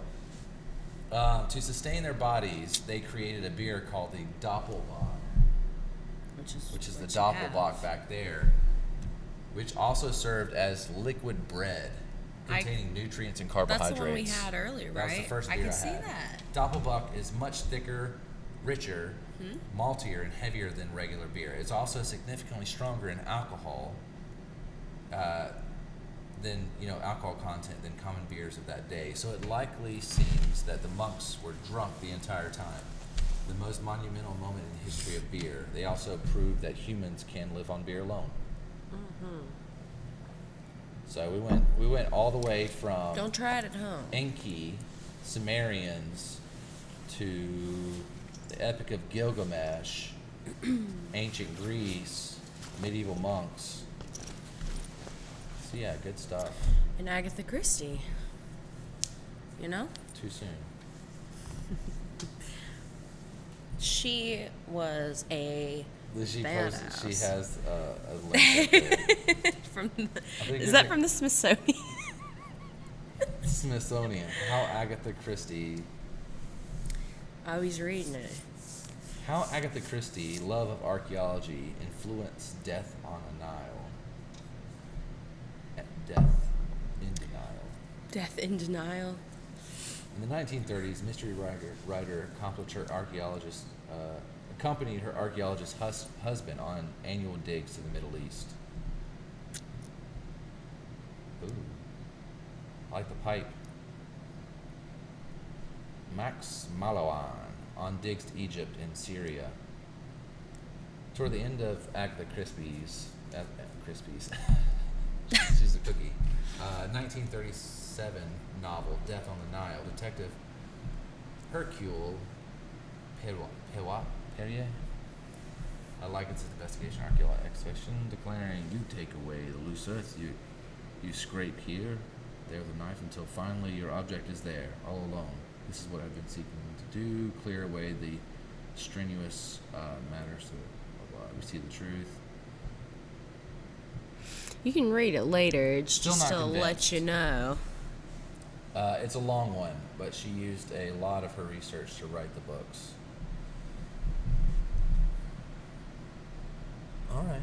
So, Well, I noticed a lot of it is talking about Agatha Christie, but it's also talking about her man in there too, so they still ain't giving her full. for what? You didn't read it all. That's true.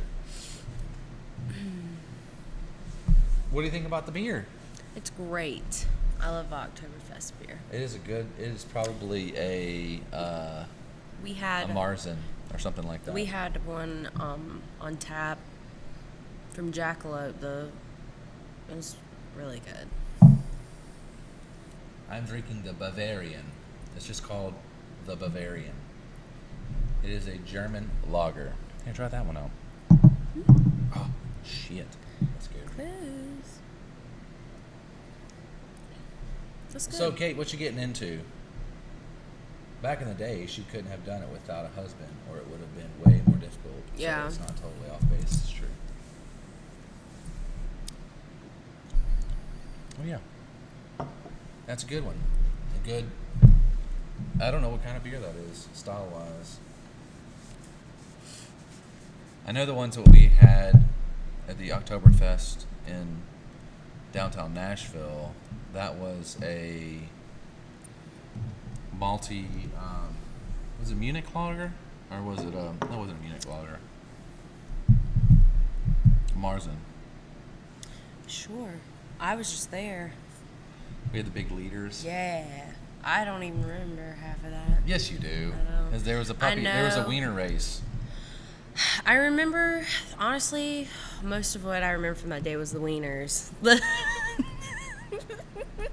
Between the wiener dogs and the schnitzels, okay? We had, yeah, no, we didn't have schnitzel, though. Bratwurst? We had bratwurst. We had pretzels. It was good. That was the beer. Don't quite remember. It was gone before I remember. No, it was good though. It was good because it was gone very quickly. Was it though? It was like $40. No, I mean we drank it very quickly. Oh yeah. I was just there to drink, bro. Alicia was just there to drink, bro, as archaeologists do. Would you like one day you and her doing a dig somewhere? Dude, look, Kate and I are going to find a way to work together. Cause we You should just do like you did as a kid, and you'll just harass Ebony to go excavate with me. No. I'm just saying you guys will go camping, and then you'll just dig a random hole in the ground. Well, that's not quite how if you want to be credible. That's not really the point of it. It's just the fact that you guys are digging there for funsies. Oh, you right. guys should Just dig, to say we do it together. You should dig that mound behind my house. On your land? Yes. Pretty sure it's just pipes back there, but... That big thing of land, that's not pipes. That leads straight up. Mm-hmm. You seen? No, I've seen it. I've seen all kinds of mounds in my day. And those are some pipes. Well, I mean, we know that. But yes. Yeah, I have a large mound behind my house. It is. It's on my property. I own the land. I have surveyed it. I own a portion of it. And what's crazy is it's like, I know it's all natural. I know that it's not like anything like culturally or historically significant. It literally wraps around. You've seen how it goes? It wraps around that whole cul-de-sac of mine, and it goes up probably, 50 feet up? We could throw a test bit in to find out. We could.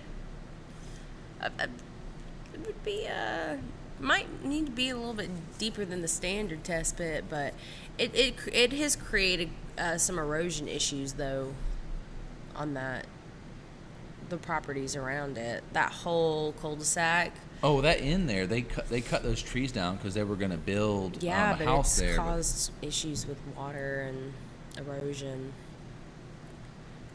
Or it will. Which is probably why they abandoned it when they were building. Exactly. They were doing a lot. We could do a step trench into it if the soil is stable enough. I would believe it would be, yes. Have not dug in it, but from what I've seen, it looks as though it would be stable enough. I know my whole backyard is so fucking pebbly and rocky. Hello, the green screen background looks realistic tonight. All the angles are lined up. Yeah.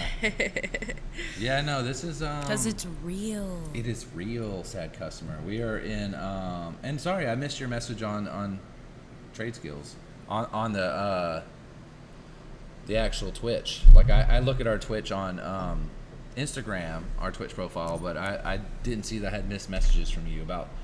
He wanted me to take, like, an old phone, a rotary phone, basically, and like retrofit it to where it would Bluetooth, where people could call up and it would ring, and I'd be like, "Hey, welcome to Trade That's really Skills." cool.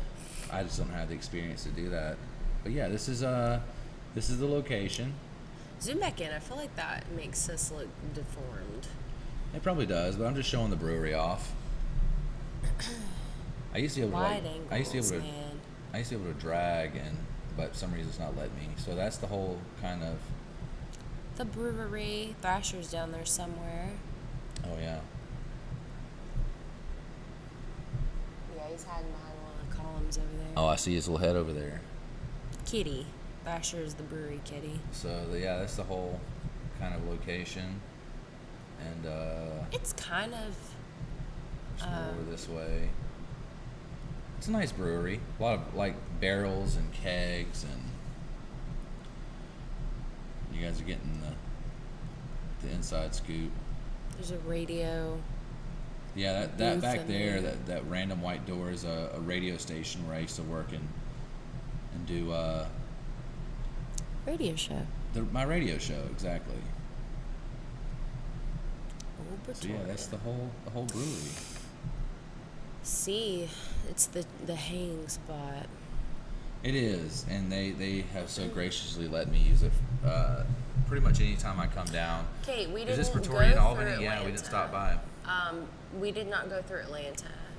We went through Alabama. What tomorrow?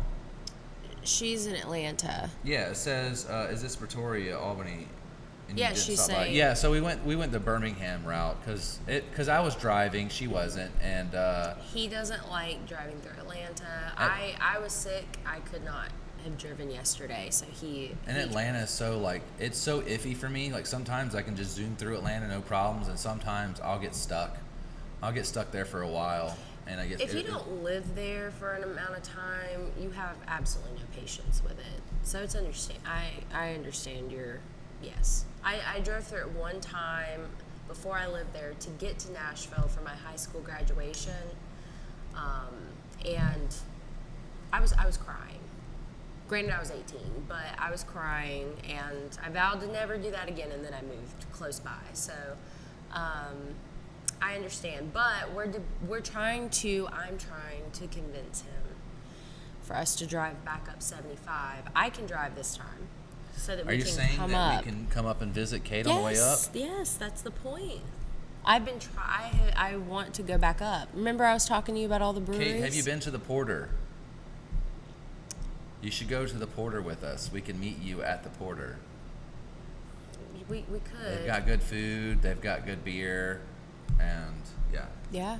Oh, I see. I suppose I'll forgive you. It says rotary phone. It says looks cozy. No worries about the PMs. You could find people who have the skill to rewire old phones.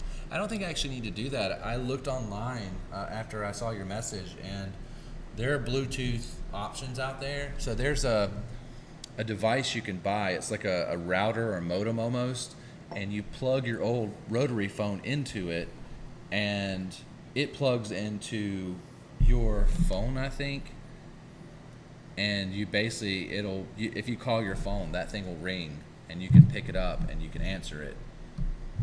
I think that would be a cool option, and have people call in.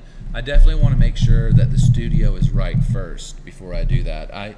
So if you didn't notice that customer, and you might have, I don't know how often you pop in, you comment. I think most of the time you come in, maybe, I don't know, but either way, we have this wood shop that we're building behind our house, and we've got the building. We just have to do the electrical work and the insulation and the flooring, and then Jake will move all his Wood shop. all of his tools. So he has like big power drills and saws and bandsaws and all this stuff kind of taking up the studio, and all I have is my table for the show. So eventually, when we build the shop, all of that stuff will go out of there, and I can have multiple sets, and I would have a full studio. So that's kind of like the goal. So we're going to be coming Says I'm back traveling. Saturday afternoon. We're driving back, Saturday afternoon. So I don't know if you'll feel up to it. It says she's traveling this week for work. Typically, I think she's got weekends. I think, if I'm not mistaken. I know she's still busy on the weekends, but I'll be there then. hell yeah! Saturday? See, I told you need to go through. I will drive. I think the last time I saw you was at Temp.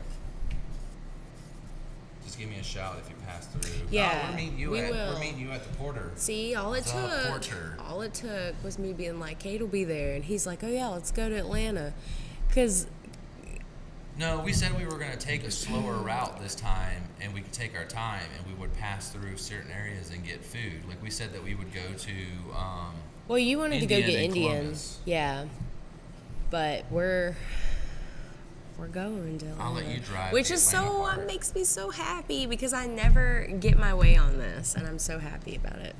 You don't not get your way. Where have you not gotten your way? Because every time we come down here, we go through Alabama and We've back only up done through this drive Alabama. twice together, haven't we? This is our Yeah, second but time that's a doing it. lot for me. I always go through Atlanta, and I would have seen Kate multiple times by now had it been just me.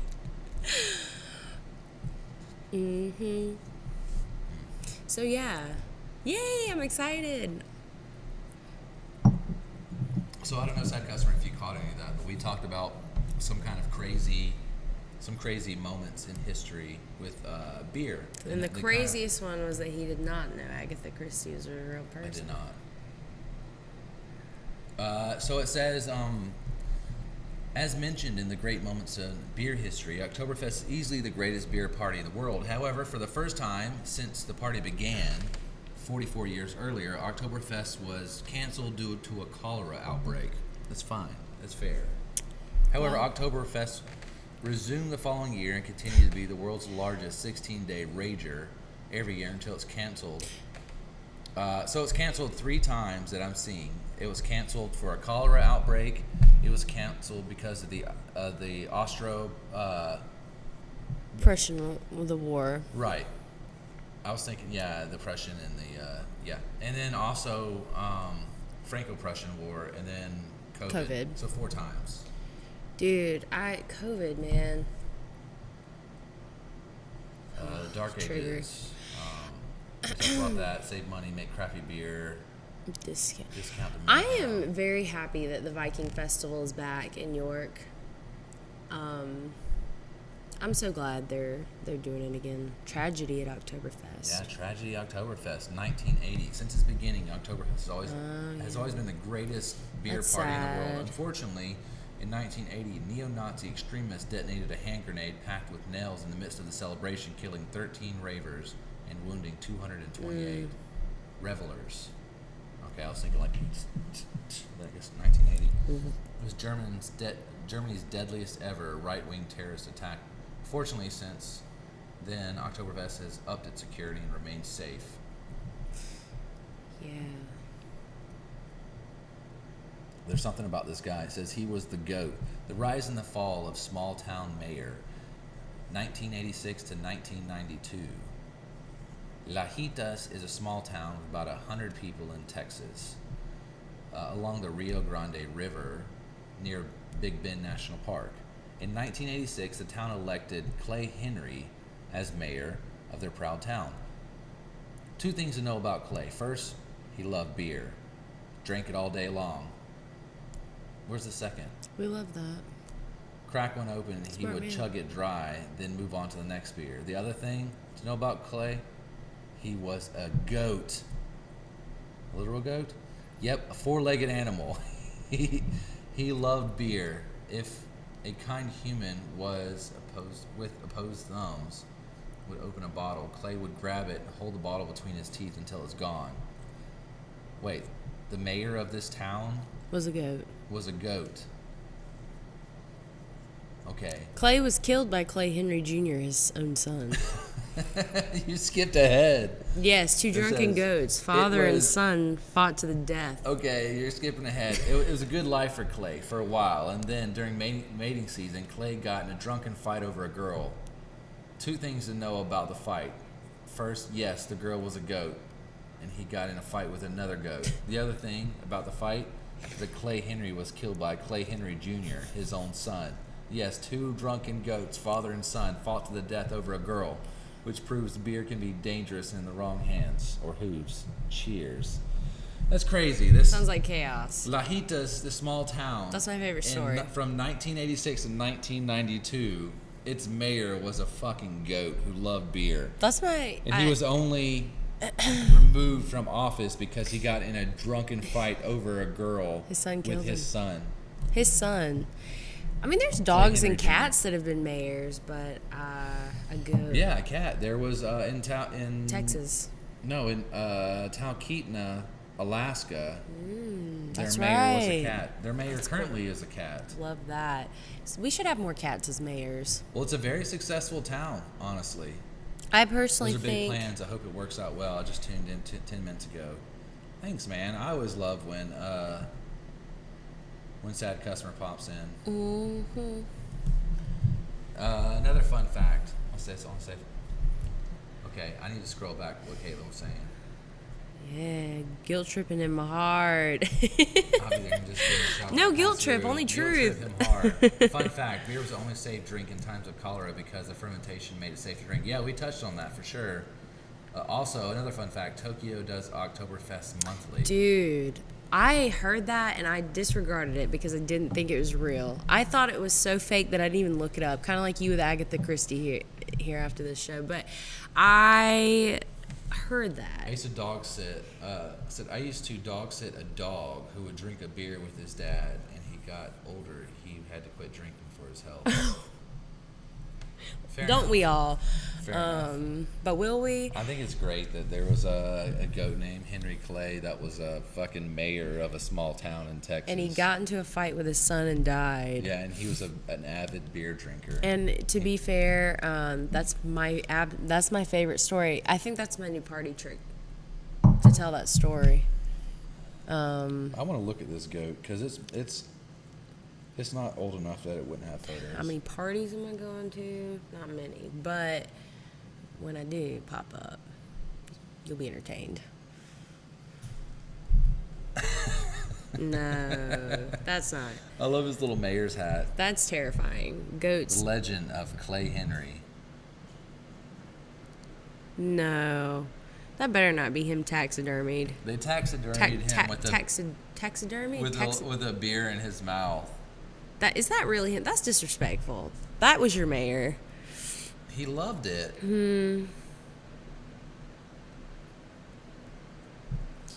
That's great. We love a good goat story.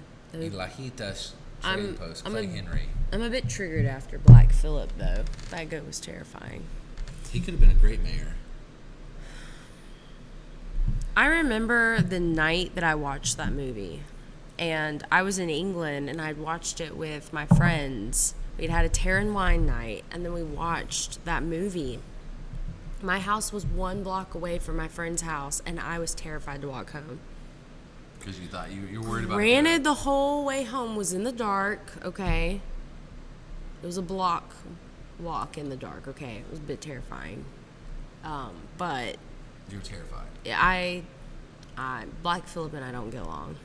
She says, it's another story to add to the rotation since I'm not great at parties. All I usually do is talk about is archaeology. Yes, you could talk about Clay Henry, the goat, You could talk about him like he's a the person, mayor who drank a lot of beer and and died then in a his fight with son is over a woman yeah, and then you add that he was a goat, yeah. and his son was also a goat. You build this whole story about Clay Henry and then dying in a fight with his son over a girl. And then you're like, oh, did I mention that Clay Henry's a It's goat? a goat. Yeah, no, it's a goat who loved drinking beer, who was a mayor of a town in Texas for a long time. Ended up getting in a fight with his own son over a girl and died in battle. Yeah. Yeah, keep that one for later. In your back pocket, 'cause same. Yeah, so He mentioned our podcast earlier. yeah, I was going to ask you. That's great. You're reading my mind. How do you feel about the podcast? Are you super excited, or is it nerve-wracking? Kate, or this man has talked about our podcast more than we have. Discussed it. Dude. well, it's great because I don't have I've got like a vodcast, or I've got this like thing where, you know, Jake and I and other guests come on and talk to me, but it is all, none of it's edited. It's just it's a dump, you know, like it gets dumped on Facebook, and it gets dumped on YouTube, and people come in here and hang out with me, but none of it's edited. So the idea of just like fine tuning a program to really where it puts out your information that you want to put out, I think that's great. I wish I had the knowledge to do so. I suppose I will in time. Well, I mean, you'll be there with me, and She says she's stoked. yeah, we have to figure out the logistics of it and the time frame, and You think you guys would want to create like a YouTube channel? probably. I mean, no, Archeology has a YouTube channel we do the conference on. Y'all stream it at all? Yes. So anybody can tune in and watch? What do y'all stream it on? YouTube, Twitch, Discord. How am I not Am I following missing this one? on Twitch? Twitter, I think. There's sure is a learning curve, getting the quality you want, but we'll get there. Well, I listen to National Parks After Dark, and their quality at first was not,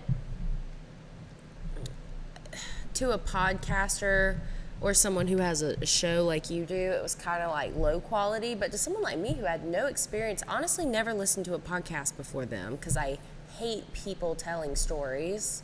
Okay, it's just a thing. Okay, I'll listen to a short story, but like a 2-hour podcast, a hour-long podcast, I can't. I have my own thoughts. I don't need you telling me what to think, and it's a problem. And I can't listen to podcasts. But for someone who, it's about national parks and crime and animal attacks and things like that. Those are things that interest me, and I think that if they're very passionate. To me, anytime anyone is passionate about something, I will listen. I think if... And I know Kate and I, like, this is our life. Like, we... Oh, yeah. Y'all have a shit ton to talk about. And like Kate said, like, everybody has to start somewhere. Like, the beginning of my show was a phone propped up. Like, we didn't have microphones. And even this microphone, like, what you're seeing here, this is our old setup. Like, within the first, like... 6 or 7 months of us creating the show, this little microphone was our setup, but this isn't even our setup now. This is my mobile setup. Like, my audio but it's quality is a still lot 10 better. times better than... But I can go back and listen to my old episodes, and the audio, like, as long as the message you're putting out is as long as their content's right, and as long as it's engaging and people can stick around long enough, the audio quality you can improve on that in time. Like, well, and I go back and listen to their first episodes, and it's no less in my head. It's just as, the Dirt Podcast for Fun Archaeology. Yeah, I have listened in. I don't know what it is about podcasts. There are a few that I found, and to be honest, I'm not a big, like, TV podcast. I listen to music sometimes. well, I like podcasts because I can just turn them on and I can do other things. I feel and like I can I still want listen. to, but I can't multitask like that. I'll half-ass one thing if I'm listening to it, and I can't do two things at once. So. And if you miss something, you can.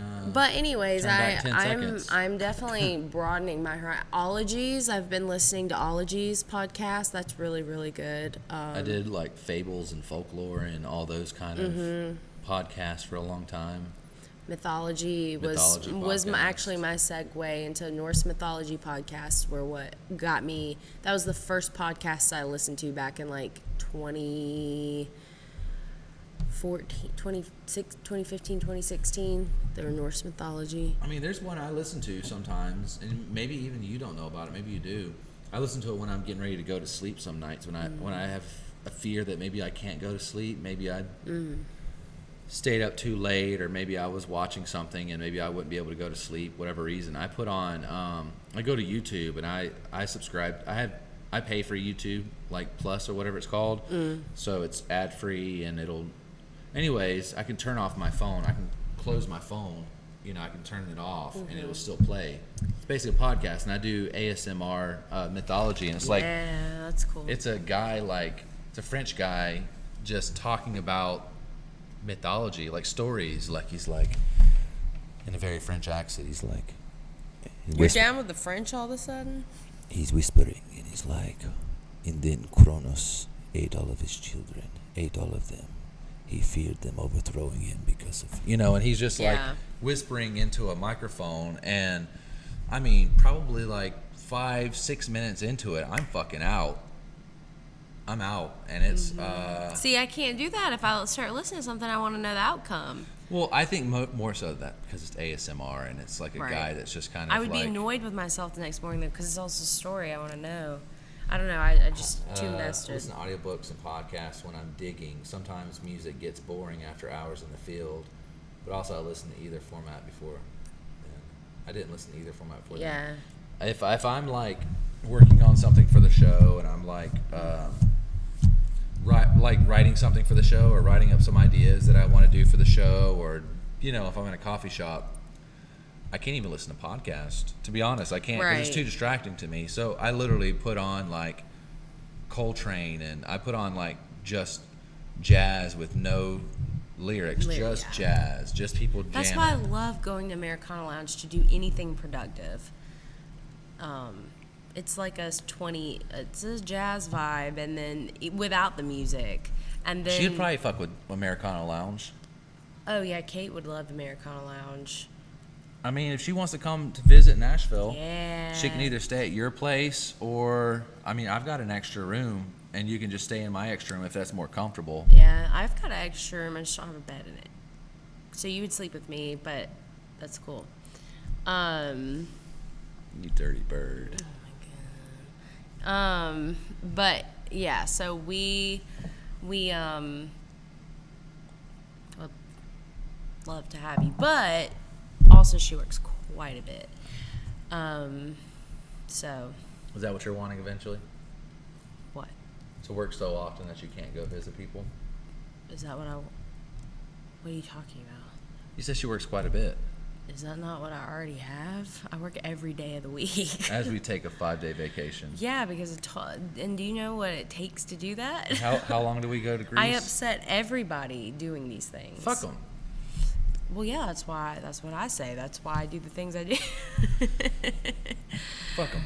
But generally, a year from now, you're gonna struggle to remember who they are. Not quite, but well, yeah. But they don't have any. A year from now, I will be in the midst of finishing my degree, and it's a great time. I'm excited. But anyway, Oktoberfest. That was a good time. And yeah, and Nashville had a pretty good sized one. We actually had pretty close to Pretoria. Or sorry, not Pretoria. We're here now. I don't know. Anyways, pretty close to Butchertown Hall. That like dog park, that kind of big grassy park area. Mm-hmm. They had all of that fenced off, and they had a beer festival. So they had all these weird, not Nashville breweries pop up in there. Yeah. So it was a cool thing. Like we weren't supposed to be all that busy, but then we got fucking packed with people. Mm. Because they all went to this beer festival that was like right down the street from Butchertown Hall. Mm-hmm. It ended, and then they all came to Butchertown Hall. Yeah, that sucks. I'm only in this job for a year or two, and then hopefully PhD, and then I will really have no time. So I'm trying to make the time now. I definitely love to come up and visit Nashville soon. We got you, homie. We got you, and I personally think just no Broadway. I don't know. I mean, Broadway is terrible, but if anybody who comes up here wants to do it, I will do it. I will do it with them. I don't think Kate would want to, though. If she did, no judgment. She doesn't want to see the nuns? I don't think so. Maybe, though. I mean, no judgment. No, I'll. I think Broadway is fun to hit like once or twice in your life. Once in a your blue life. Moon. It's fun when other people are enjoying it that are visiting. Like when Jason wanted to go, I was like, ugh.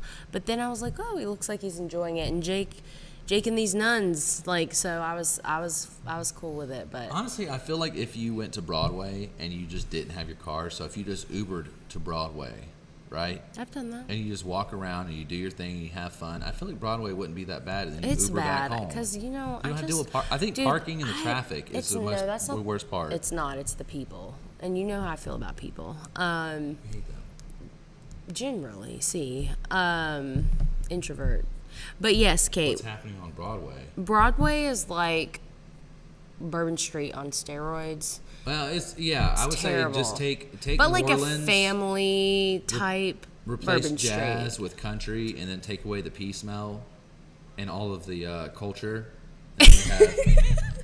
Take away all the culture. Yeah. Okay. I like the. To be fair, I'm not a country music person. I don't. The South's not where I choose to be, even though I am in Nashville. You have been in the South but your whole life. dude, it wasn't my choice. COVID brought me back, man. And but it does have a culture. Okay, there. But I love that statement you just made. Like a tourist trap, it's absolutely that. It's bars, it's fake museums. They have like a Johnny Cash museum or some shit. I don't know. No, they got real Johnny Cash shit there. But anyways, yeah. I think we would have a lot of fun though, because Nashville is not just country music. There is anything you could possibly want here is here. Anything. Like if you're like, hey, I mean, Sam Smith plays here. Like, fucking, what's her name? Well, not just music, but I mean, every music you can think of, Nashville. well, is a yeah, good spot for it. anything, but also just activities. Or, I mean, I'm a coffee shop and tea person. There's nowhere else I'd rather be, honestly. York was pretty great as far as coffee and tea went, but I guess just have to get over that at some point. And but Nashville's second best. And there's jazz. There's barcades, right? Pinball. Bars. I don't know. It's really cool. I've enjoyed Nashville for what it is. It's just an expensive city. There's too much to do, and you want to do all of it. There is this new cereal bar that opened. I showed it to you. Dude, you go and you just eat all the cereal. And that is like, God, a genius thing.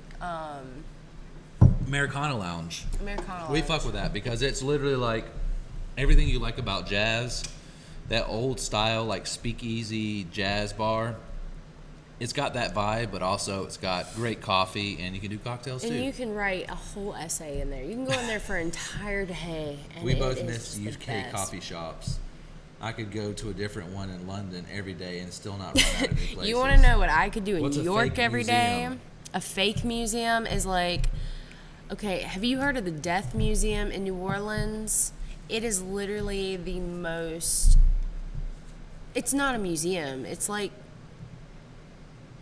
a grotesque excuse for museum. And it is, they obtain things unethically and... Why are you talking about throwing a teaspoon like that? I am dead, dude. Dead. God. Jeez. Where do I go from here?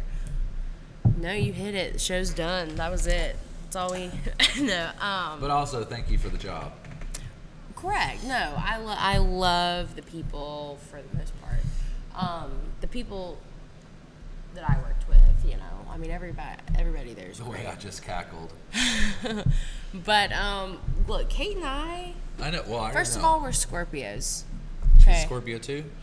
Oh, goddamn. So, look, we have our motives and plans. This is who we are. Is that why I want fucking SWAT gear every time I hang out with you two together? What? What? You want SWAT gear? I mean, you should be terrified. No, there was a funny skit I saw. There's a guy I follow on Instagram, and honestly, I don't know his name, but he just does these very smart skits. Mm-hmm. It's always just him talking to himself, playing another character. Right. So it starts off with him walking in, and he's like, "Hey, I'm looking for the entrance to the museum." He's like, "Oh, well, you're in the museum. Here we are." He's like, "I mean, is this it? Is this all of it?" He's like, "Yeah, it's everything. It's all of it." And he's like, "Well," he's like, "That'll be $10." And he's like, "No, like I'm good. I'll pass on it." And he's like, "No, but you've already seen it."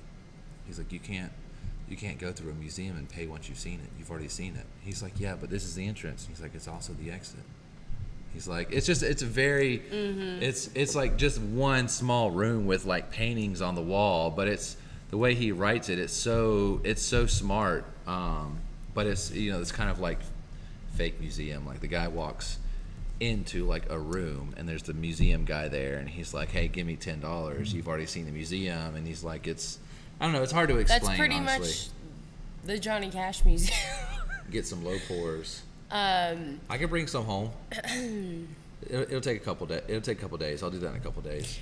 But speaking of something you can do every day, you said you could go to a new coffee shop in London every day. In York, you can go to a different pub every day. Literally, there's 365 in the city walls. When I tell you, Yeah, you got to do the I around the was world, living or my what's it best called, life. World's End. at World's End, we did a pub crawl. Me and my friends did a pub crawl on one street alone from one side. We started at the city walls on one side of the city and went all the way to the other on one street. You know how many pubs we went in? All of them. 52. And there came a point where we were so intoxicated, we had to get one pint and share it amongst 4 people because we were like, we will drink it, everyone. But 52, you can't have 52 beers. So we had to sip on. We had to share one beer. All right, Kate. Embarrassing. Kate. We need to plan. 52 on one street, dude. We need to plan, right? That there will be a time where the 3 of us make a trip to York for a pub crawl. It could be during Viking Festival, which I think would be great. But we're all 3 of us go to York and we fly into London, right? Because it's the cheapest to fly into. We take a train, which is not that expensive. Right. We go to York and we do as many pubs as we can in those days. During a Scottish lacrosse game, because they will be there also drinking out the bars. And the thing about Scots is they will go to the grocery store and buy more liquor for everyone in the pub. They will restock the pub for you. When I worked at the bar, and the Scots would come in and drink for the lacrosse and football matches, American soccer, they would literally be like, "Oh, last we drunk the bar, we're going down the street, we'll be back with more beer." And I'm like, "Huh?" And they'd come back with beer for everybody. Granted, I would try to warn the owner we needed more beer before they came that weekend, but she never listened. I'm a lightweight. Y'all can do maybe. I could do maybe 3. No, we'll do it together. Even if you have half, we can. We'll buy one pint and share it. No. They have the little pints. They do. They have half pints. They have half pints. I did that after a All while. right. So sad customer. So we have both a chat between Twitch and a chat between Facebook, which he can't see what you're seeing, but we mentioned fake museums is one of the Unethically sad customer said, obtained. "What is a fake museum?" And Caitlin said, "In my opinion, a fake museum is one that is profit-centered Yes. versus education-centered." Correct. Like the bodies exhibit in Atlanta, anyways. Next. Yeah. So if that's kind of it's from me understanding, I guess, what she's reading there, it's one it's more focused on just kind of getting your money and just putting shit out there without actually like focusing on putting out accurate information or doing anything ethically. The Death Museum in New Orleans is awful example. Actually, it's a great example of a Did we go to awful that? museum. We did not because We went to the Mutter Museum though. we went to Mutter. Yeah. That was a pretty good one though, right? You I feel like mean- that's fairly educational, or you feel like it's just Yeah, dark tourism? Well, it's both. I think it can be both. Ooh, we should mention. No, we're not talking about any of my stuff because my shit already got. Oh, heard. But anyways, yes, a fake museum is not an education base. It's for dark tourism purposes. It's to attract people with, with those interests. And Macabre. in a way, it disrespects somebody. I mean, Yeah, it's not. Well, I mean, I can understand from somebody in a medical sense, somebody who's going to school that wants to look at some of these old, even somebody from an archaeology standpoint who wants to look it's quite interesting at Mutter, but to look at these like skeleton, because it'll have a Anomalies. skull, yeah, and it has all these strange anomalies and like how it affected the skull and this skeletons and the bone structure and the world's shortest man, the world's tallest man, the soap lady is there. I mean, it's Would you say that like what's the fucking the museum? London. No, the museum that's like Ripley. Would you say that's an example of like a Unfortunately, I got the fake vibes. museum?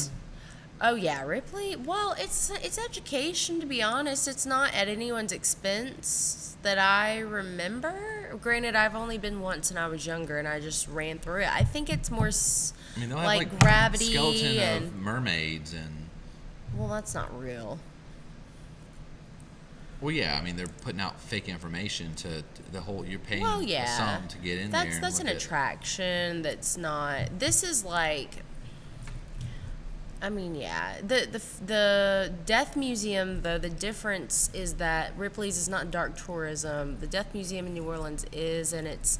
I don't even have anything to grasp at because we didn't go there. Well, the Death Museum has there's like a gangster museum as well. I think in Vegas. I think it's footage of people being like, Oh, I don't like that. yeah, it's I don't- dark. It's bad. That stuff's like not good. It's for your unethical. Soul. Yeah.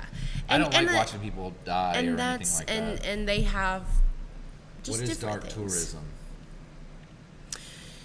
Ooh, dark tourism. Just give an example. and So, someone kinda for get an the idea. example, I'll give you a light version of dark tourism. So, a light and Would be a the catacombs in France, like the stacked skulls. sure, that's dark tourism. People There's want to see the macabre and want to see. so there's this practice in certain parts of southern Asia where they do second burials. And unfortunately, for at least from an anthropological standpoint, there's people now who you can pay to go watch these people do second burials of their family members. It's a tradition that they've done where they get their relative and they clean them and then they rebury them after a year. And now you can pay to watch that happen. It's not your culture. It's literally just, You want to see dead people. it's dark tourism. It's- I've seen some places in some places in Southeast Asia or whatever, where they literally will pull out bodies that they have, and they put new clothes on them and they'll parade Right. them around the town. Right, but it's within their culture. There's a reason behind it. There's a deep set respect for it. Whereas you're paying to, Look at dead people. and you don't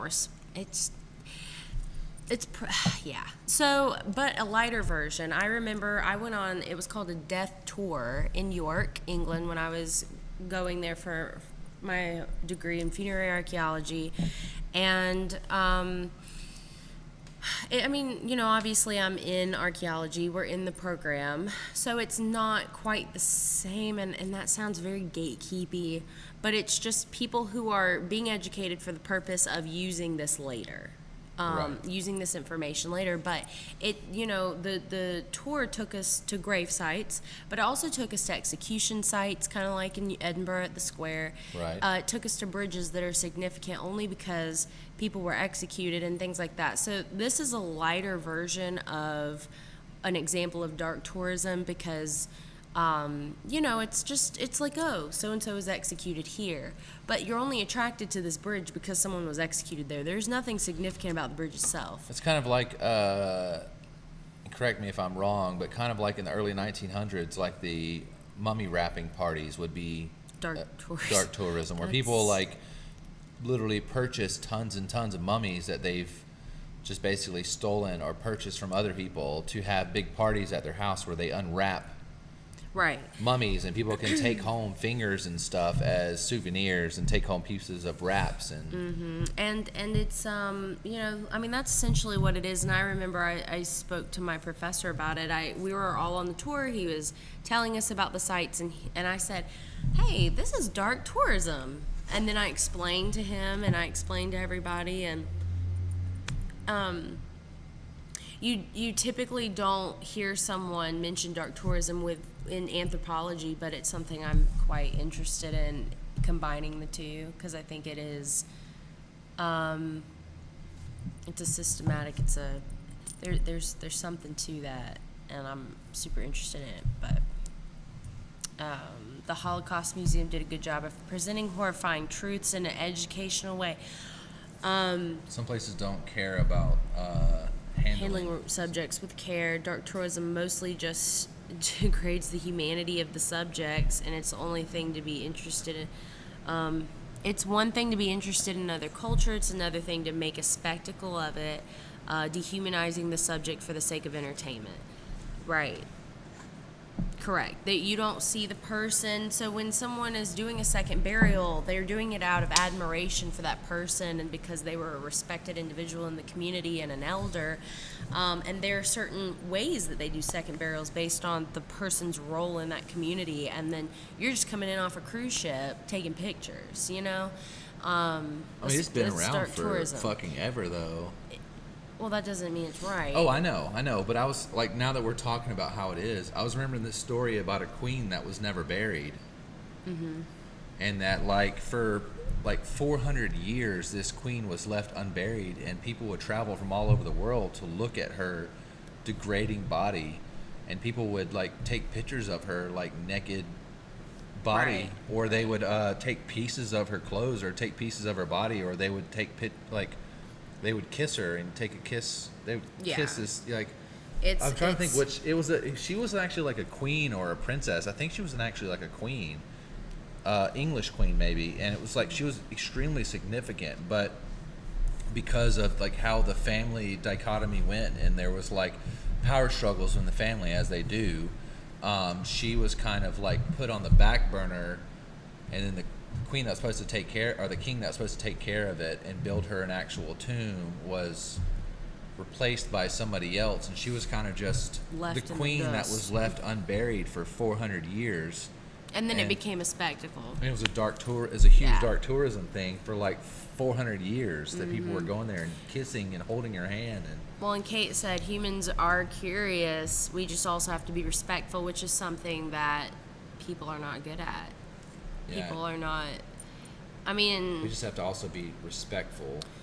which is exactly, you know, and I know a lot of people are like, okay, well, you're an archaeologist, you excavate tombs, and you are saying all this as well, but the point is that, you know, we have to find a way to reverse what's been done, and the way to do that is by getting into it and getting knee deep in, unfortunately, sometimes things that should be repatriated back to where they came from, and sometimes that means you realize that you don't have the answers because nobody documented anything, and you know, but now they're being handled with care, with respect by people who actually do care, who want to reverse what happened and do the very best we can. And there's a huge wave of anthropologists that are coming in, archaeologists who are coming in with that mindset rather than being interested because of Indiana Jones. Do you think that in 50 years,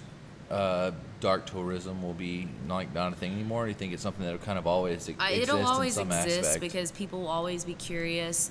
We're way more, I guess, in the sense, I don't think as humans, our nature is more, I don't know what you would call, like, gosh, what is the word? I don't want to use the word civilized.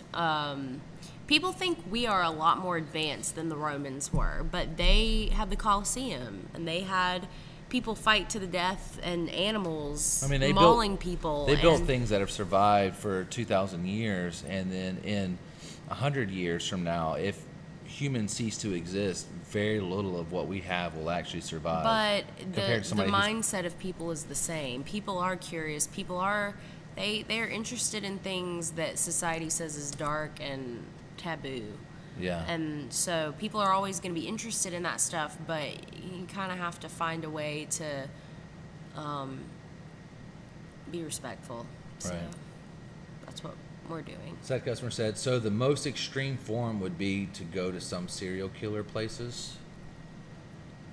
So the most extreme form would be to go to some serial killer.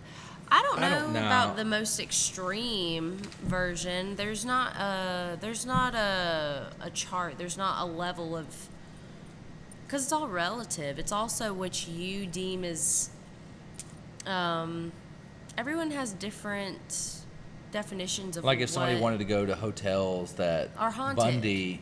Bundy like did killings in and stay in the hotel that Yeah, he and did. then they say there's like spirits, and so you want to go experience that.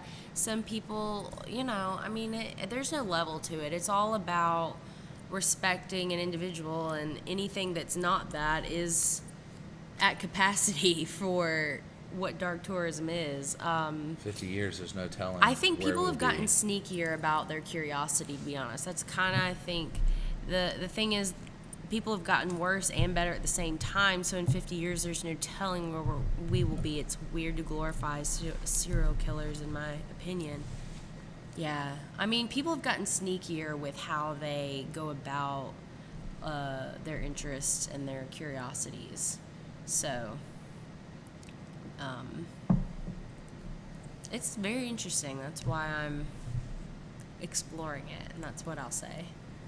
So, but Yeah, I almost touched on it too much. And you were like, yeah, we're not gonna go there because someone else already tried. Someone else already did. But yeah. So it's a super interesting topic, just dark tourism in general. I don't know really where serial killers play into that. dark tourism? Are there good efforts to fight dark tourism? That's the thing. It's kind of a new. It's not a new thing, but I guess we've it's- more acknowledged it now than maybe. I don't know. I'm not an archaeologist, but it's more. Well, it's not really an archaeologist. It's not. I mean, it is, but like it's, we see it more now. Like I'm sure back in the days when I mentioned that queen that was like unburied for 400 years, and people traveled all over the world to go see her and to give her kisses and to like take pieces of her body, and like I'm sure that people weren't. I'm sure there were some people who were like, "Ah, that's fucked up," but I mean, it was. I'll say this. Slavery was never right, but it happened until recently. And honestly, in some ways, it's still happening. I mean, it is still happening. And so, but socially, it is not acceptable. I say that because in some ways, it still kind of is. Like different But- countries that still do it. Well, and classists and that sort of thing But yeah, Catherine of Valios.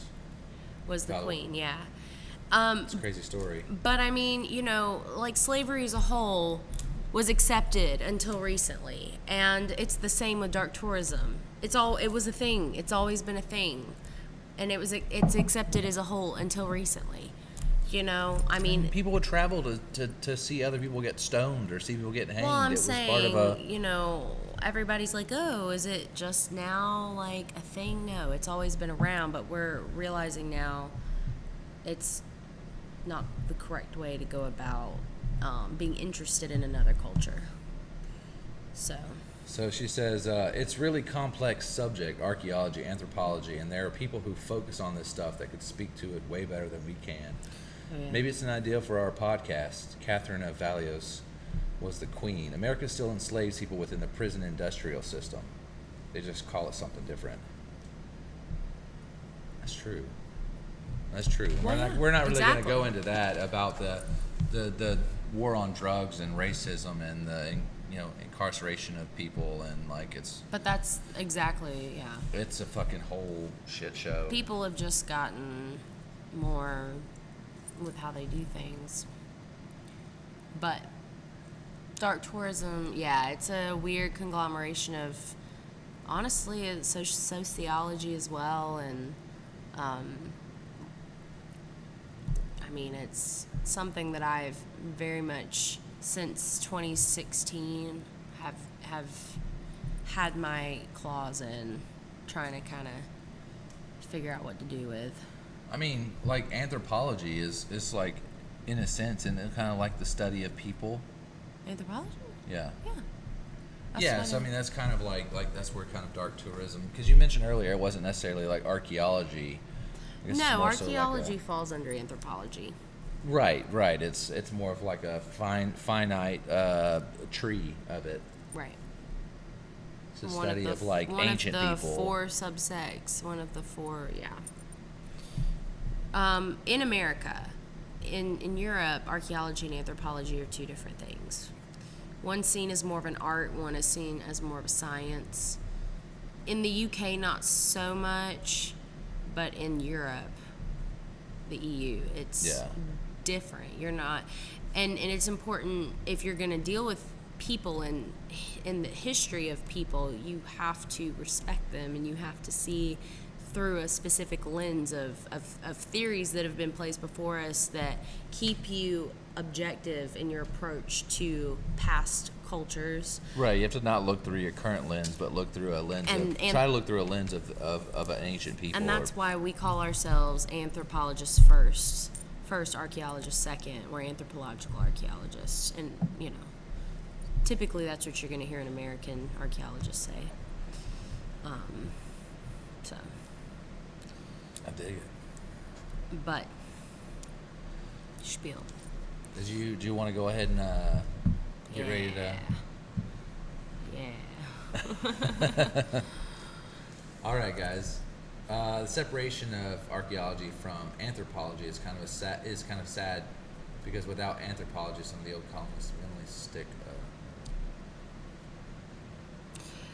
Because without anthropology, some of the old colonialist mentality sticks a little longer. Yeah, it still is that antiquarianism. It's still that collector mentality. It's still that it belongs in a museum or in my personal collection. Or, there's some things you're not working out of people, like projectile point hunting, arrowhead hunting on a Sunday afternoon in the South. Some things you are not working out of people. That can be fixed through teaching people anthropology, and showing them it's like looking through a different lens. And truthfully, once you do that, you as a person change. It's not just, we're anthropologists when we're writing papers. It's truly, you are taught how to look at things. And we chose that. Like, that's who we are, That's a title you have forever once you look through that set of glasses. So, but anyways. All right, we are getting ready to end it for the night. I want to thank everybody who has tuned in, everybody who's added comments and added to the context of the show. It generally shifts your entire worldview, As it should. So, yes, we are getting ready to end it all. Not the world, but the show. And, yeah, so every Monday night from 9 p.m. to 11, give or take, Central Standard Time, 10 to midnight, we hang out, we drink beer, and we talk about various subjects, usually beer and other things. Either way, guys, I want to thank you guys for tuning in. I want to thank Pretoria for allowing us to hang out here and drink their awesome beers inside this beautiful brewery. Always a great stomping ground and always great beer. Shout out to Kelly Polk. The beer is dope here. And I hope you guys have a great night. This has been episode 190 of Trade Skills. We'll catch you guys next week.